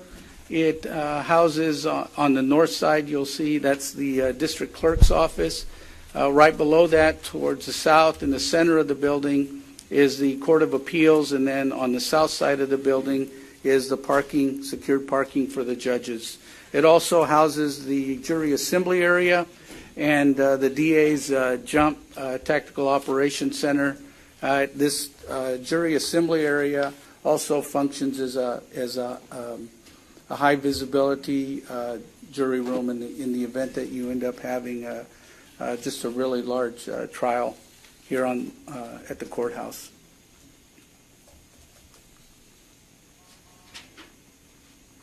That's a district clerk's area. Well, sorry, this is taking a while. This is where the Court of Appeals is located.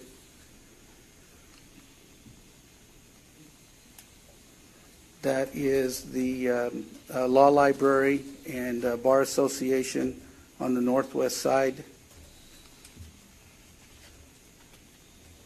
And this here now is the jury assembly and the DA's office.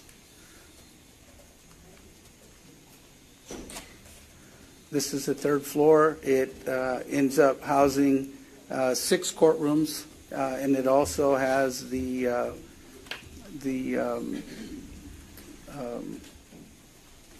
gosh, I'm drawing a blank right now. Well, it's the 6 courtrooms on the bottom, the jury rooms along the bottom, and all the judges' chambers. It's got the indigent defense, the public defender, the domestic relations officer.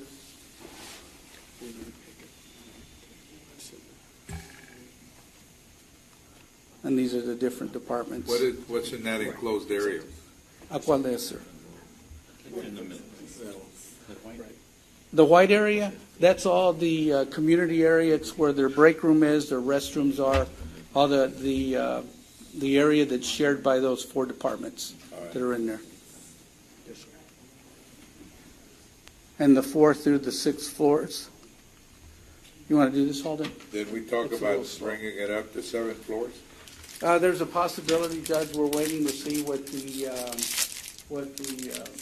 soft costs are that we've been working with the city.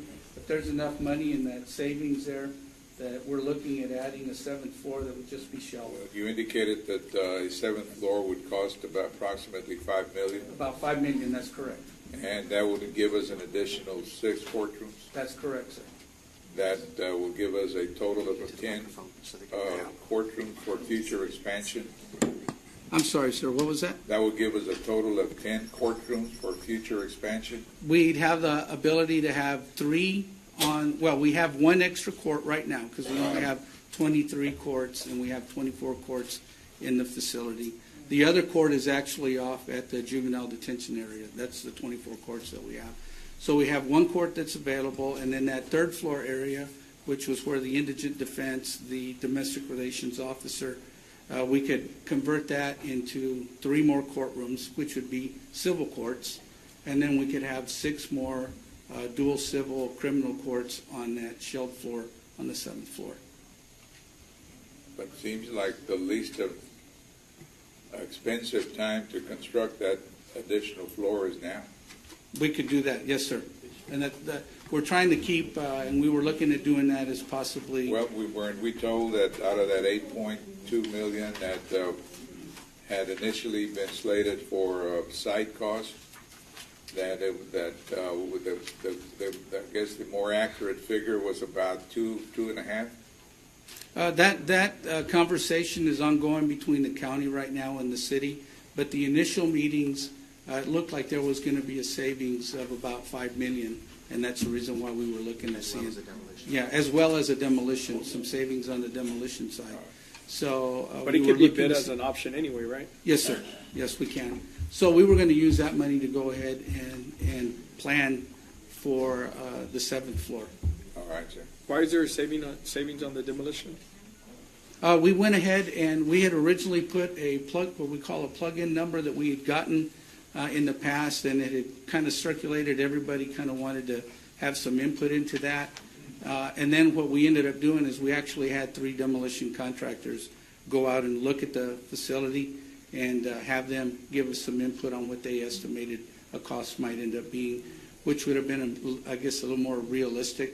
And so we went ahead and used that number. So the number went from what to what? Well, 3.5 to 2.2. Yeah. It was from 3.5 to approximately 2.2. For the demolition? Yes, sir. Yeah. And the enabling, because some of the, as we switch from the old to the new, we have to maintain, some of the utility lines and things of that nature, which is what we call enabling, so that you can have both facilities functioning at the same time before eventually something is decided on what happens with the existing courthouse. Can you explain also the reason why that 8 point something, I don't remember what it was, number for utility work, site work? Yes, sir. You want to why the change now, and why the new figure about 2.25 or 2.3? Well, those are some of the numbers that the city was considering at a meeting we had about 10 days, maybe 2 weeks ago. One point back, Commissioner Cantu, that 2.2 also includes about $500,000 for abatement for hazardous materials to be removed as well, which are being projected with the existing courthouse. Judge, that $8.9 million was all off-site work as it relates to infrastructure, drainage, road improvements, and other items that are related to the courthouse and its impact in the downtown area of Edinburgh telecommunications, more water pressure for a But taller what is building. that new figure now? We don't know. There was some discussion that it could go as low as $2.5 to $4 million to $5 million, but there was additional meetings that were going to occur. We just don't know the status of those additional meetings, Judge. And Judge, that goes back to the importance, and one of the items that's coming up is the civil engineer, and to get pretty good estimates from him as to what it's going to take to drain this project, what it's going to take to, move utilities and all of that expense. And hopefully it's that number, but we won't know until we get that person Well, on board. Commissioner, there's actually two different sets of numbers. There's the off-site civil engineering, and then there's the on-site civil engineering, which is another cost, another consulting relationship that's already built into the existing number.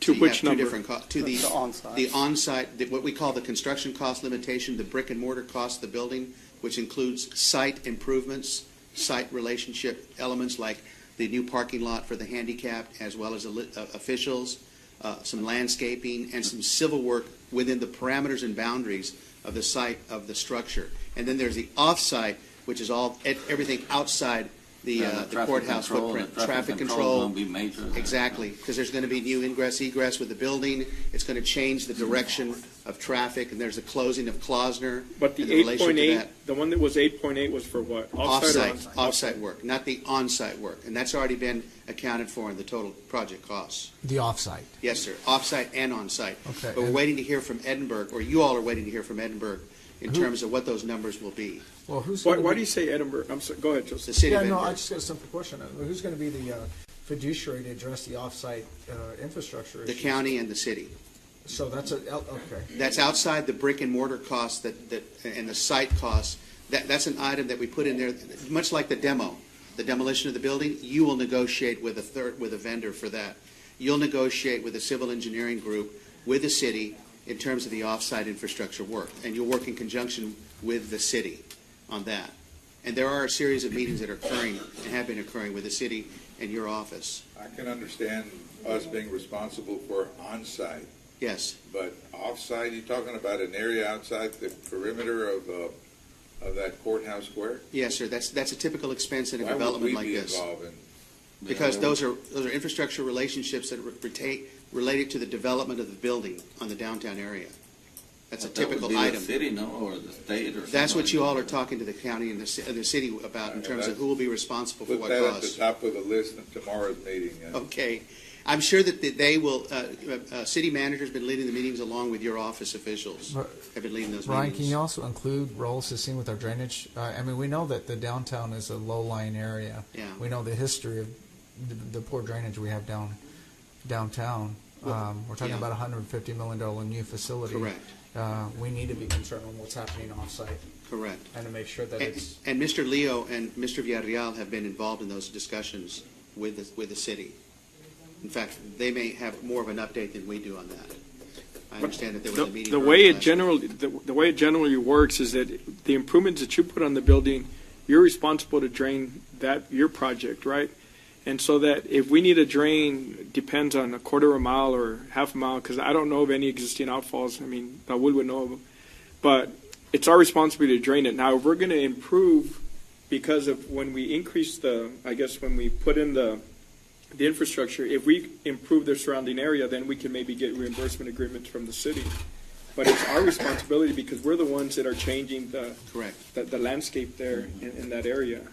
Now, can it be negotiated? Of course, but I guess at some point we need to iron out what exactly the city's responsibility is going to be and ours. If this is something that's already been contemplated, well, great. But if it's not, then it's an additional item that somebody's going to have to look at. It's occurring, Commissioner, and not only that item, but everything we inserted as related to soft costs. All those items, that's everything over and above the brick and mortar, the construction cost limitation, which is right now at $113 million for the building and the construction of the building. Everything over and above reaching to that $150 million number, that's for the county to negotiate. Every one of those items, architect fees, engineering fees, all those soft costs, furniture, fixtures, and equipment, the move, the enabling, all of that is negotiated. We just did an estimate based on what we knew in terms of current market conditions and market conditions 3 years from now.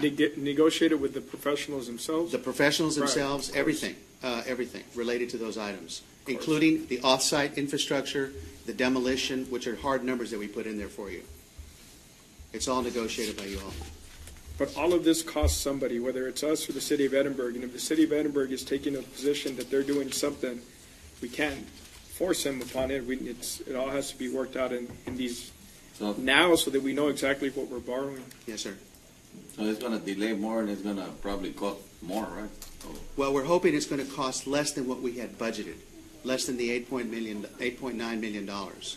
The intent of the last couple of meetings was to see, of those items, what have already been done over the last 4 years when they were originally projected, and what still needs to be done, and then determine what that number is. There might be enough savings that we could add that seventh floor without any additional. But by the time we get to that, Judge, we'll know what the civil is going to cost. We're going to know everything, and we'll know if Correct. anything's left, if we have savings or no Correct. savings. That's correct, sir. The most important thing to me is we know that we can afford $150 million. That's what our financial advisor is telling us. Yes, sir. So we got to do everything possible to keep it to that or less. And because if we find out of a surprise and we're over that number, then we have to, revisit this thing in a grand way because we're all shooting for 150 or less. We think the cost estimates are very, very close to what's going to be projected. In fact, they're projected for halfway through construction going into 2018. So all the escalation factors are in there. And there's also a county contingency of about $6 million. That's correct. About $6 million also for you for wiggle room in the event that you don't have to spend it or you have to spend it. Okay, when you made the presentation last time, you said it was $8 million. Right, that was back in July. We accounted for factors of construction escalation and took some of that back to be able to account for the escalation since last August. That was assuming that the midway point of the construction was going to be 2017. But now we're about a year later, so we're projecting 2018, Judge. We just want to be sure to count every dollar and stay within that 150.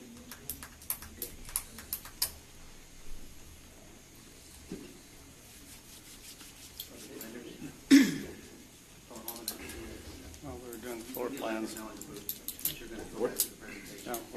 do we get that? Marty, what kind of action do we need to accept it? Yes, sir. Are there any other questions? Judge, there's still the exterior renders that we're going to show you. Okay. I didn't know, did y'all want to see them? I know that y'all are on a tight schedule. What is it that's left? It's just the renderings. Yeah, go ahead. Okay. First of all, when we went ahead and redesigned this, we designed this around what we call a cultural design, which respects the land, the people, and the history. And we ended up coming up with 12 design metaphors that we ended up designing the project with that are all indigenous to our particular area. The first design metaphor was the orange grove. We also went through the Rio Grande River, the UTRGV. I'm sorry, this moves a little slow, so I'm speaking a little faster than the slides are moving. Also City Hall in Edinburgh, which was important to them and their downtown master plan. The museum across the street.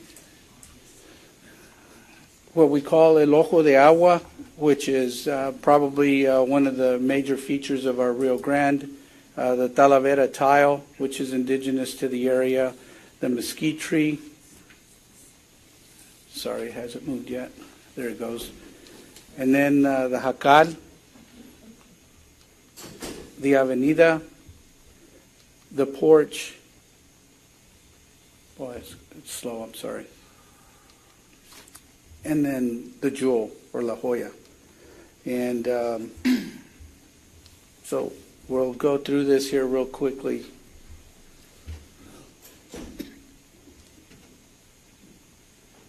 That was the site that I had shown you all earlier. This is a view entering the courthouse from the north, which is where the Robert Chevrolet parking lot would be. This is the Avenida. There are bubblers along the way to cool the space off. We did the landscaping in an effort to help try to shade the Avenida as much as possible in the afternoons. This is a view looking southeast of the courthouse, kind of give you an overall view of how the building is structured and how it's designed into the three different components. This is a backside which would face the south. The War Memorial and the entrance from the parking lot and the handicap parking area. This is the main entrance into the courthouse. You'll see the porch there. This is what we call the jewel box, which is done in a punched copper, anodized copper panel with different patterns of the Talavera tile. There's an overview of the Avenida. And this is a view from the corner of McIntyre and 10th Street, which is your entrance from City Hall. I think that was the last slide. That's the last slide, yes. That was all, Judge. Is construction going to be able to proceed and be completed before we have to act on the existing building based on the renderings? The design fits with the existing building staying in place. So if you want to keep the existing building after this facility opens, you have that ability to. This does not encumber the existing building, except for the parking lot, which we just redo the parking if you chose to end up keeping the existing building. But the two buildings can exist on the same site at the same time. Any other questions? If not, we need to entertain a motion to approve or accept the schematic design plan. The revised schematic design is posted on the agenda. Move for approval. Second. Those in favor say aye. Aye. Aye. Motion carries unanimous. Okay, item B, this is an exemption from competitive bidding requirements under Texas Local Government Code 262-024A4, a professional service. Move for approval. Second. Those in favor say aye. I had a question. Where are we? Legal counsel. 4A and 4B. 4B. 1. We're exempting. Yeah. We're just exempting, or? Yes. Where are we? 4A1. Okay. 4B1. We'll have a chance to talk to the attorney on Yes. Yes, sir. Okay, great. Yes, sir. All right, and also in front of you this morning. Hold on, we haven't acted Oh, on I'm that. sorry. I need a second. Those in favor say aye. Aye. Aye. Motion carries.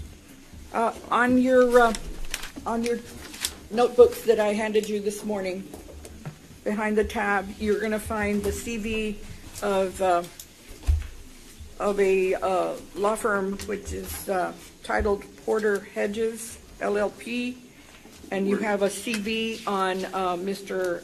David D. Payden included. This law firm specializes in construction practice, and I just attended a construction law seminar this last week in San Antonio. There were about 600 to 800 lawyers, and our speaker was Mr. David Payden. Yes, sir. On various issues involving construction law. His firm is very well recognized in this area. And you'll see it in his CV, all the extensive seminars and educational programs that they do, that are involved in, plus the actual nuts and bolts, so to speak, of construction on all aspects. Just to give you a little more information, proposing this exemption and also approving the authority to negotiate a letter of engagement with this firm, in particular Mr. Payden, would be from A through E, some of the services that we would be requesting. At least this is a summary of what I took away from a meeting held with the judge on the different aspects of engagement services that would be required of the law firm, and those are, as we put on there, negotiating the final form of the AIA when applicable for the final phases, when you select score, grade, and rank. He would assist us in that aspect. B would be on the different, informing the court on the different options the court would want to take on the method of construction. You're most familiar with the conventional method, which is a hard bid. There's also called a construction manager at risk, which could be explained to you, and its pros and cons against conventional.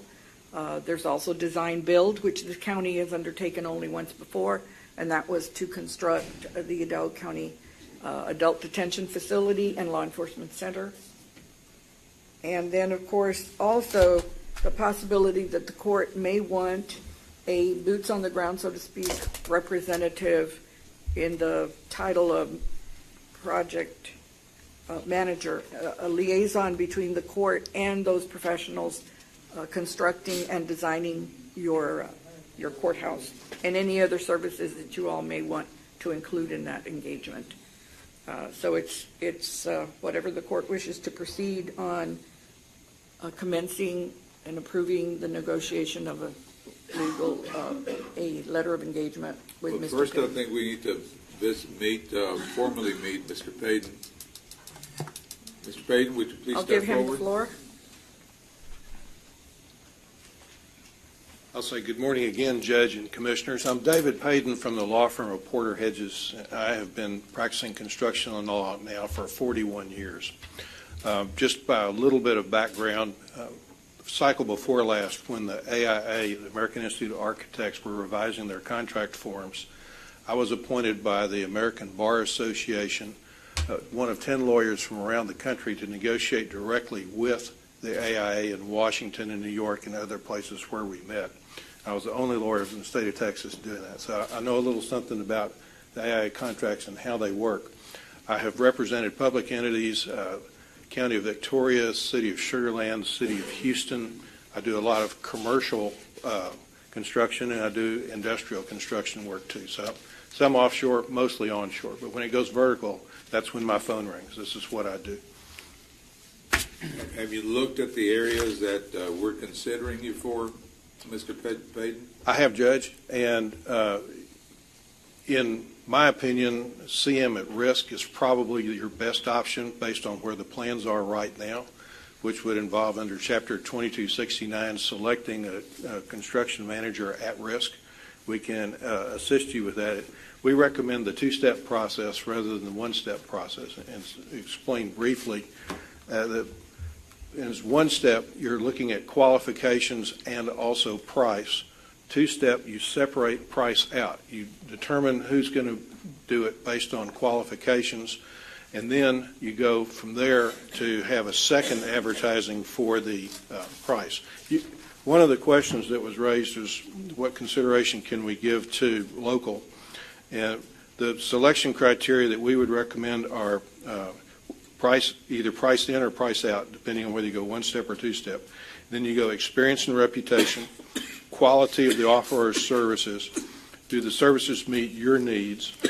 The offeror's past relationship with you, and that's where local comes in. Do they have a past relationship or not? Historically underlies business considerations. You're looking at the total long-term cost. So there's cost issues with regard to, am I going to build it cheap but have bigger maintenance later, or am I going to build it well and have less maintenance later? So you have to look at long-term cost. And then any other factors you all deem appropriate to put in your RFP.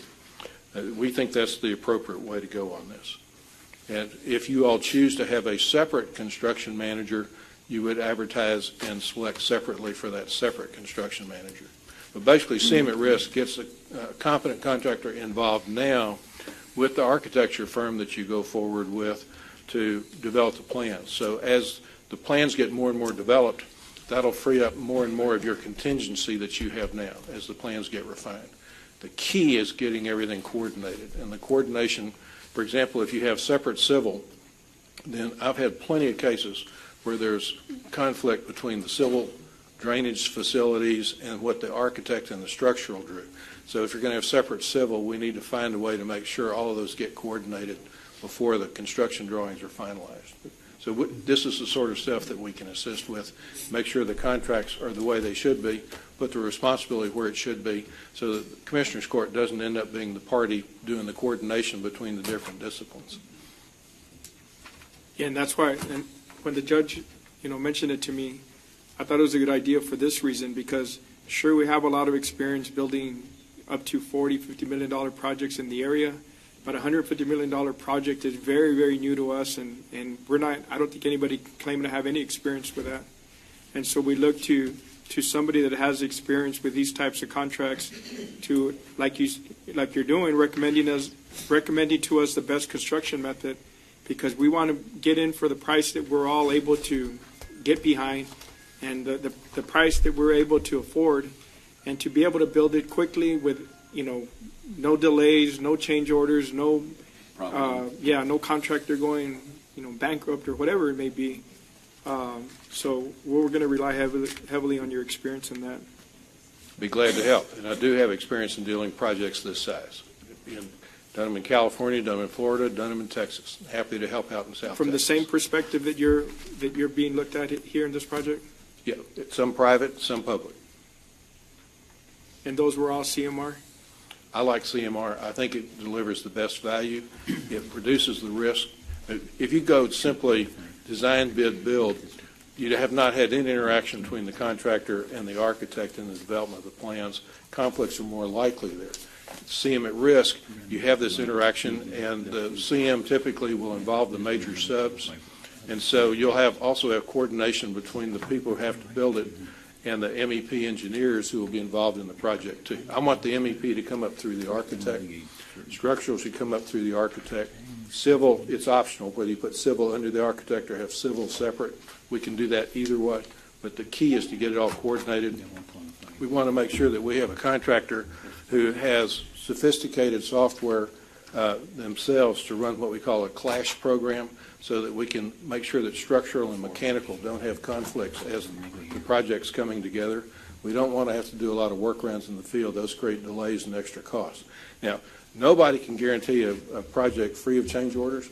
I would not expect that, but this process gives you the best control. And depending on whether or not you choose to have a third party involved in it in the form of some other manager involved in it to interact with these folks, that's an option for you too. But the key is getting a really strong architecture team and getting a really strong contractor that will work together and solve the conflicts before construction starts. How do you work on you mentioned maintenance, which is a big issue that we're going to be tackling.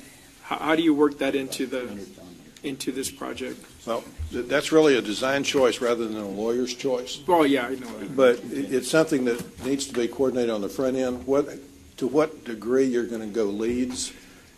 Are you going silver? Are you trying to go platinum? What are you trying to achieve here on that? Those are design choices that can be made with selection of materials and so on. So, the type of plumbing that you put in, avoiding the kind of materials that might create a galvanic corrosion problem. I can't tell you how many galvanic corrosion problems I have where different metals come together in mechanical systems. So looking for little problems like that and solving those early is the solution to a trouble-free project. We're also going to be looking for you to help us in making sure we prepare those contracts in such a way that it's going to benefit the county. Make sure we don't have any limitation of liability clauses, no arbitrations, that all the insurance is adequate, that we're the only insureds, that they don't use that same insurance agreement to go and get involved in 2 or 3 other projects, that kind of thing. Judge Garcia, I have worked with Lee Shidlovsky and Charles Comiskey, both of whom were speakers that you saw at the conference, and we have developed a set of specifications for this type of construction that we're using now. And so we would be bringing that kind of expertise to the team. So we will definitely be looking at the insurance. Because of a conflict in Chapter 130 versus of the Civil Practice and Remedies Code and Chapter 151 of the Insurance Code, we're not sure at this point to what extent the architect could give an indemnity, but we do know for sure that the architect can give defense costs should there be a claim from a third party, say an injured worker is hurt or something like that. So we have to resolve some legal issues, but we're aware of the legal issues and we're on top of them. And so we will be able to assist you with that.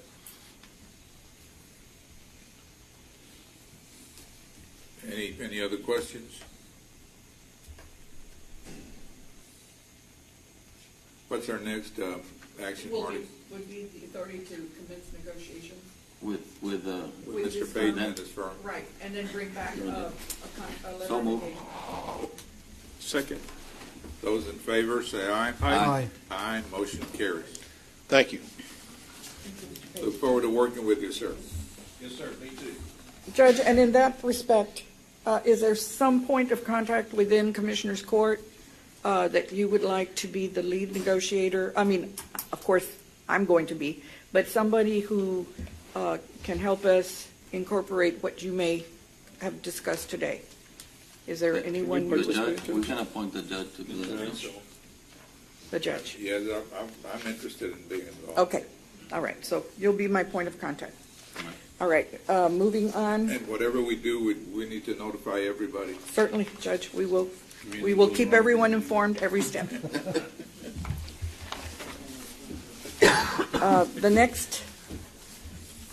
The next step, if you'll go to your next step, is the nomination of a minimum of 3 firms for Hidalgo County current pools of professional services providers.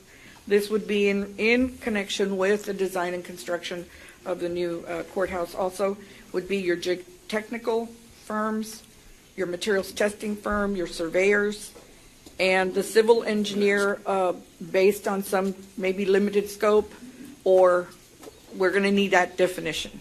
But first off is just going to be nominating. Judge, at this point, I think that we really need the civil more than any other discipline. Is there a way to move forward on that, and so that we can get the costs, the estimated costs, and then as we hire an architect, then they can help us determine, I guess, when we need geotechnical material testing and so forth. I think that the civil can also include the surveyor.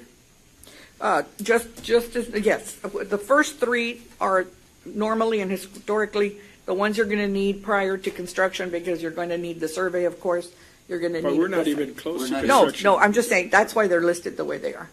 That's the only thing I wanted you to know. I agree with that, with just getting the civil, and then we look into that, because we still don't own that property there. Okay, so no action on the first 3 or the first 2 for sure. I'm just bringing it up. It's up to the rest of the commission. Well, I'm thinking, don't we need the survey?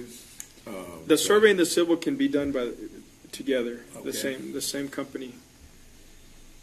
Okay, I did provide you the lists, so how many do you want to nominate, or? 3? Okay. At the very Let me minimum, ask, 3. Let me ask Eli, the architect, what do you think? You've been involved in these kind of projects, maybe not this big, but certainly enough. You built enough schools. When do we get the geotechnical person involved, the materials testing person involved? Yes, sir. Judge, I believe because you're getting ready to enter into the design development phase, there's going to be a lot of movement very quickly. And if you're trying to finish the drawings within about 10 months, I'd say you need to really start moving on the geotechnical also. The materials testing, typically it's the same firm, whoever you pick for geotechnical, it also does the materials testing. I agree with Commissioner Cantu. You really do need to get the survey and the civil engineer. That's going to depend, as legal counsel has talked to you all. It can either be part of the architectural team or it can be outside the architectural team. We've done it both ways. It's just a matter of how you all want to end up Which one? doing it. Where you hire the civil engineer either as part of the architectural team or you keep them separate. We've done it both ways. We've been involved with it both ways. Either way it gets done, And it's whatever the wishes of the Commissioners Court is. We can The do only it either reason way. I'm trying to keep civil separate is so that we could get the hard estimate instead of the City of Edinburgh's opinion or your all's opinion. Right. We need somebody that's actually going to be doing the work and telling us what the costs are going to be. Traditionally, it's been a third party. It's been a separate one. Right. We're not hiring anyone today, but we're trying to rank them. But No, he's right. nominate the Geotechnical- top three, I think. Is that correct? Well, at least three for your votes. We could make it 4 or 5. Yes, sir, you can make it more. There's no, I think three's that's fine. just the protocol that we Unless we began so have many a years ago. fourth or fifth. At the very minimum, it was going to be 3. But that's why you have the entire list in front of you. Okay, but if we were to nominate him today and then when we actually rank him and hire him, Well, you nominate them first, and then you're going to select the committees that are going to score them and evaluate them. For these two. I know we've looked, let me go ahead and start it by telling the court that we have evaluated and looked at every one of these proposals and that have been submitted by the various firms that are geotechnical and materials testing, and that they're interested in providing that kind of work, and the surveyors and civil engineers. And from our standpoint, I would nominate Terracon, Robert Kistner, and PSI as the 3 that I would recommend for geotechnical and materials testing, and S&B, Dannenbaum, and Half for civil engineering and surveying work. But those are just my nominations, and if, you can submit your own, and then we trim it down. He needs to give us a little piece of paper where everybody can vote, I guess, no? Well, Somebody just for the will write this nomination down, so that right? I can keep track. All right. For Oh. geotech and material testing, LNG, MEG, and Terracon. Okay, let me just get them by precinct. Okay, so yours for materials and, you're going to do geo and materials together, correct? Correct. So yours were, Commissioner, again, please? LNG, MEG, Terracon. And Terracon. Judge, if you wouldn't mind, please, giving me Yes. yours again? Terracon, Robert Kistner, and PSI.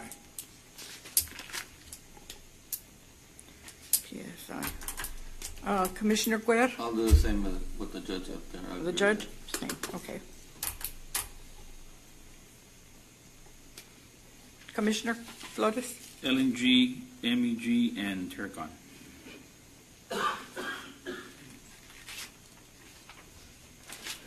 And Commissioner Palacios? No need to add any others. I think all are represented there. So. the Okay, same list. so it would be all of those, correct? So we'd have 3, 4, 5. There'd be a total of 5. Okay. Okay? Now, moving on to the next one, which For the is surveyors the and surveyors. engineers, I would recommend, I would nominate S&B, Dannenbaum, and Half. S&B, Dannenbaum, and Half, right? Yes. Okay, precinct 1, I would add one more beside that, Tetsi. Tedzi, okay? Precinct 2, Quintanilla Headley, South Texas Infrastructure Group, and Half. Is this surveying, Marty? Just This Doing is it surveyor. together. Okay. They're doing Yes, sir. Together, survey and. Are we doing it Surveying and together or civil? separate? Judge was doing it together. Right. He was doing what together? Surveying and civil. Oh, okay, well, I'm sorry, I misunderstood that. Okay, so what is So it? this is together. Okay. I was putting them as separate, Together. together, so these are together. And Commissioner, Together, yeah. or together? You were just adding Tedzi? Yeah. Okay. Precinct 2 was together, correct? Also? Okay. It'll be Commissioner the same, Flores? same as precinct 4, it'll be S&B, LNG, and Half. S&B, LNG, and Half. So 3 and 4 would be the same? Yeah. Okay, great. All right, we can now go to the next one. And that's going to be architectural. This again is going to be the nomination of at least 3. What do you got, Judge? Judge, Okay, well, I know we out of the present pool that we presently have, Yes, I would select, nominate HOK, HDR, and ERO. HOK, HDR, and ERO. And precinct 1, same? Precinct 2, That's fine. precinct 3, ERO, HDR, and HOK. okay? Same. All right. Thank you. Item E now is the selection of the committee to score and grade all of these. I guess Commissioner's nominate Court. Judge. The judge? That's Commissioner's Court. No, Commissioner's Court. I mean, we need a committee, no? Yeah. Committee. Yeah. It'll be somebody from Somebody here. from you. Somebody Somebody your from office or each you one. or the Yeah. Commissioner's Court, whatever. Or maybe the 5 of us. I think we leave it like that. This is in our Biggest lifetime, project. that's the only time we're gonna build a building this. Yeah. I'm fine with that. Okay? Five of us. Anything So it's goes wrong, Commissioners blame Court it on us. members. All right? That way They we will can We anyway. had, Marty, divide we the had blame. one more? We had Balde or Yes, sir. what do you want? Yes, sir. Okay, that makes it 6. Thank you. Going on to item B, 1, precinct 2. This is acceptance and approval of work authorization 8 with an estimated cost of $3952.13 as submitted by LNG for construction materials testing, precinct 2, Left Milpas Road, McCall to Jackson project. Move for approval. Second. Those in favor, say aye. Aye. Aye, motion carries. 2 is acceptance of work authorization 9 with an estimated cost of $520603 as submitted by LNG for construction materials testing. This is San Antonio Moore to Sam Houston Road project. Move for approval. Second. All in favor, say aye. Aye. Motion carries. Now, on item 3, I know there is a concern that I'm going to have Mr. Sergio Cruz talk about. It's a concern from the auditor on the... That was on the consent, not on this item, was it? No, I'm just saying, I was referring the consent that the auditor has asked me to call up Mr. Cruz. 3B. 3A. Yeah, it's the same, it's the concern related. It's the same one. Judge Commissioners, there was a concern regarding the applicable use of the COs. We're just recommending approval based on legal approval and bond counsel approval. But let me just, I don't see why we need bond counsel to approve this. All this is a community resource center, which is approved under the bond. And if it doesn't fall under community resource center, which it will, it's almost exactly like the building that we have next door. It's going to be right next to our community resource center. So we don't need bond counsel to approve that. No, not if the title should be CRC and not Boys and Yeah, Girls. this is the way that we identify the projects. But if you would have asked us what it is, it's just an extension of our community resource center. Oh, okay, then that. 3A. Precinct 2, 3A. Commissioner.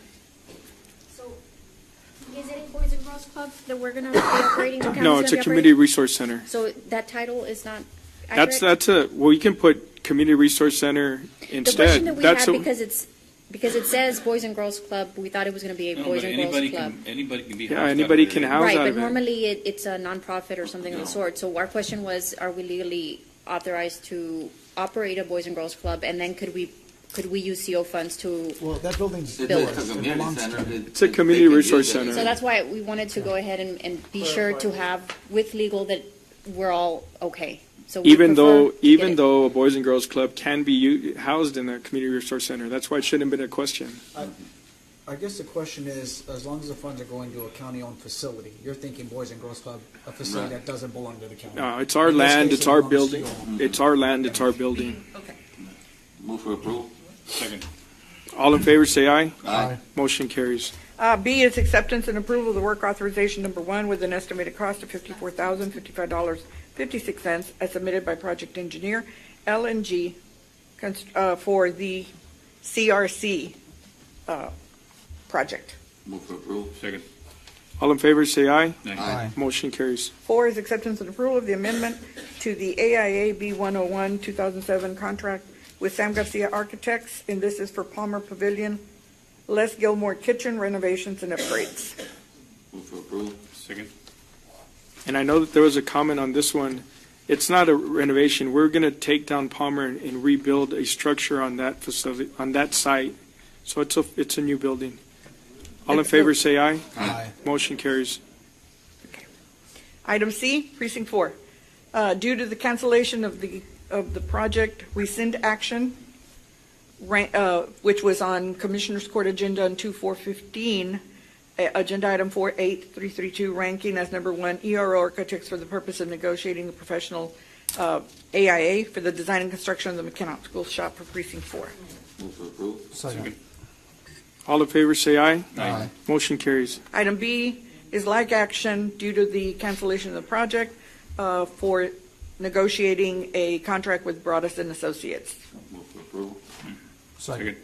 All in favor, say aye. Aye. Motion carries. On item 2, this is action to rescind suspension and resume Hidalgo County AIA contract number 13072A with Keurig Enterprises LLC, DBA Foremost Construction for Hidalgo County Precinct 4's Construction and Community Resource Center in San Carlos by authorizing the architect of record, Mata Garcia Architects, to proceed to notify contractor via attached formal letter of Commissioners Court action to resume the construction as of March the 7th, 2016. The concern on the letter of concerns is the 1295.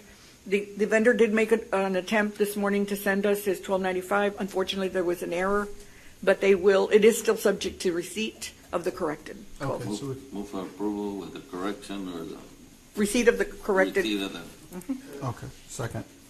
All in favor, say aye. Aye. Motion carries. Item B is acceptance and approval of change order number 5 for the modifications to building in the amount of $133,000 as an extension and an extension of 537 days for the with Keurig Enterprises Foremost Construction for that CRC in San Carlos. move for approval. Second.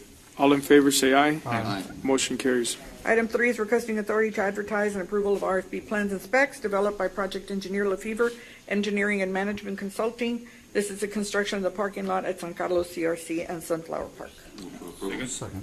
All in favor, say aye. Aye. Motion carries. Item 4 is requesting approval to purchase 4 2016 CAT CT 660S dump trucks, and this is with the buy board's awarded vendor Holt CAT.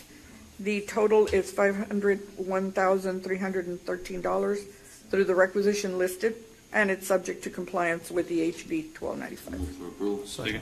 All in favor, say aye. Aye. Motion carries. For the Sheriff's Office, we have D1, the approval of the request for payment, application number 11 in the amount of $34,675 from Central Air and Heating Services Incorporated, awarded vendors to the Sheriff's Office, adult detention and law enforcement facility roof and air conditioner repairs and replacement, as certified for payment by the project engineer. Second. Yes. All in favor, say aye. Aye. Motion carries. And B is acceptance and approval of invoice number 13159-14 in the amount of $599, submitted by Chanin Engineering, contract and engineer for the same Move for project. approval. Second. All in favor, say aye. Aye. Motion carries. That's all I have. Thank you. Do we have executive session? Do you know? Yes. What do I read, Steve? Read the language of 22. Do you want to read it and we approve it? Correct. Hold on.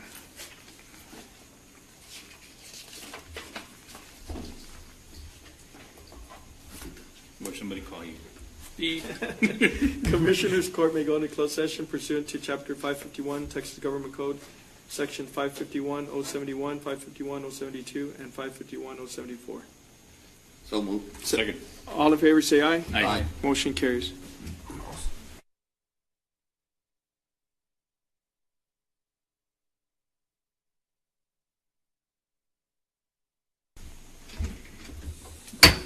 All right, we're back in open session. Mr. Guerra? Thank you, Judge, Commissioners. I'd like to go back like to go back to item 9A of the agenda. Judge, Commissioners, if you could, please.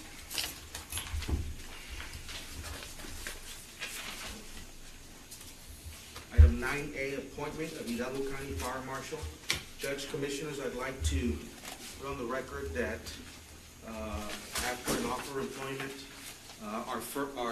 Mr. Tirso Garza has respectfully declined the position of Fire Marshal. And so with that being said, Judge, Commissioners, I would like to take action on item 9A as follows. Item 9A, appointment of Hidalgo County Fire Marshal. Judge, Commissioners, for your consideration is Mr. Homero Garza as our County Fire Marshal. Move for approval. Second. Those in favor say aye. Aye. Aye. Motion carries. Thank you, Judge, Commissioners. We can go to open session. Item 24, item 24A, real estate acquisition appropriation is same. There's no action to be taken today. Item 24B, pending and or potential litigation, there is no action to be taken. Item 24C, claim of Marco Arroyo. Judge, Commissioners, I'd like settlement authority to make an offer in the amount of $887.05. Move for approval. Second. Those in favor say aye. Aye. Aye. Motion carries. Item 24D, Hidalgo County versus Sod Ansaldúa. Judge, Commissioners, for the record, this is being assigned to the District Attorney's Office for subrogation. Is there just a motion? So moved. Those in favor say aye. Aye. Aye. Motion carries. 24E, claim of Charlene Miller. Again, Judge, Commissioners, for the record, I'd like to assign this to the District Attorney's Office to have the county's interest protected. I get a motion, a second. Move for approval. Second. Those in favor say aye. Aye. Aye. Motion carries.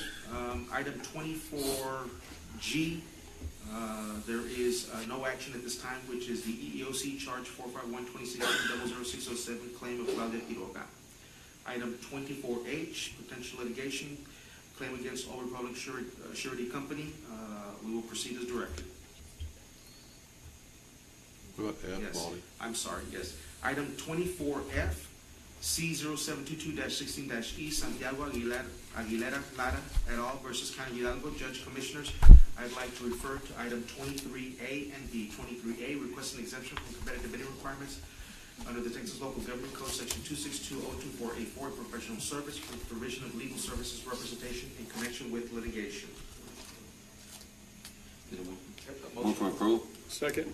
Those in favor say aye. Aye. Aye. Motion carries. Item 23B, request engagement with the firm Palacios and Associate, Mr. Bill, with the attorney, Mr. Bill Garza, for the provision of legal services representation in connection with litigation and authority to submit a letter of engagement subject to compliance with House Bill 1295. With that being said, I've asked, Commissioner, you have signed the Yes, and abstain. an abstention, and we will also make sure that there is compliance with all applicable statutes on your end.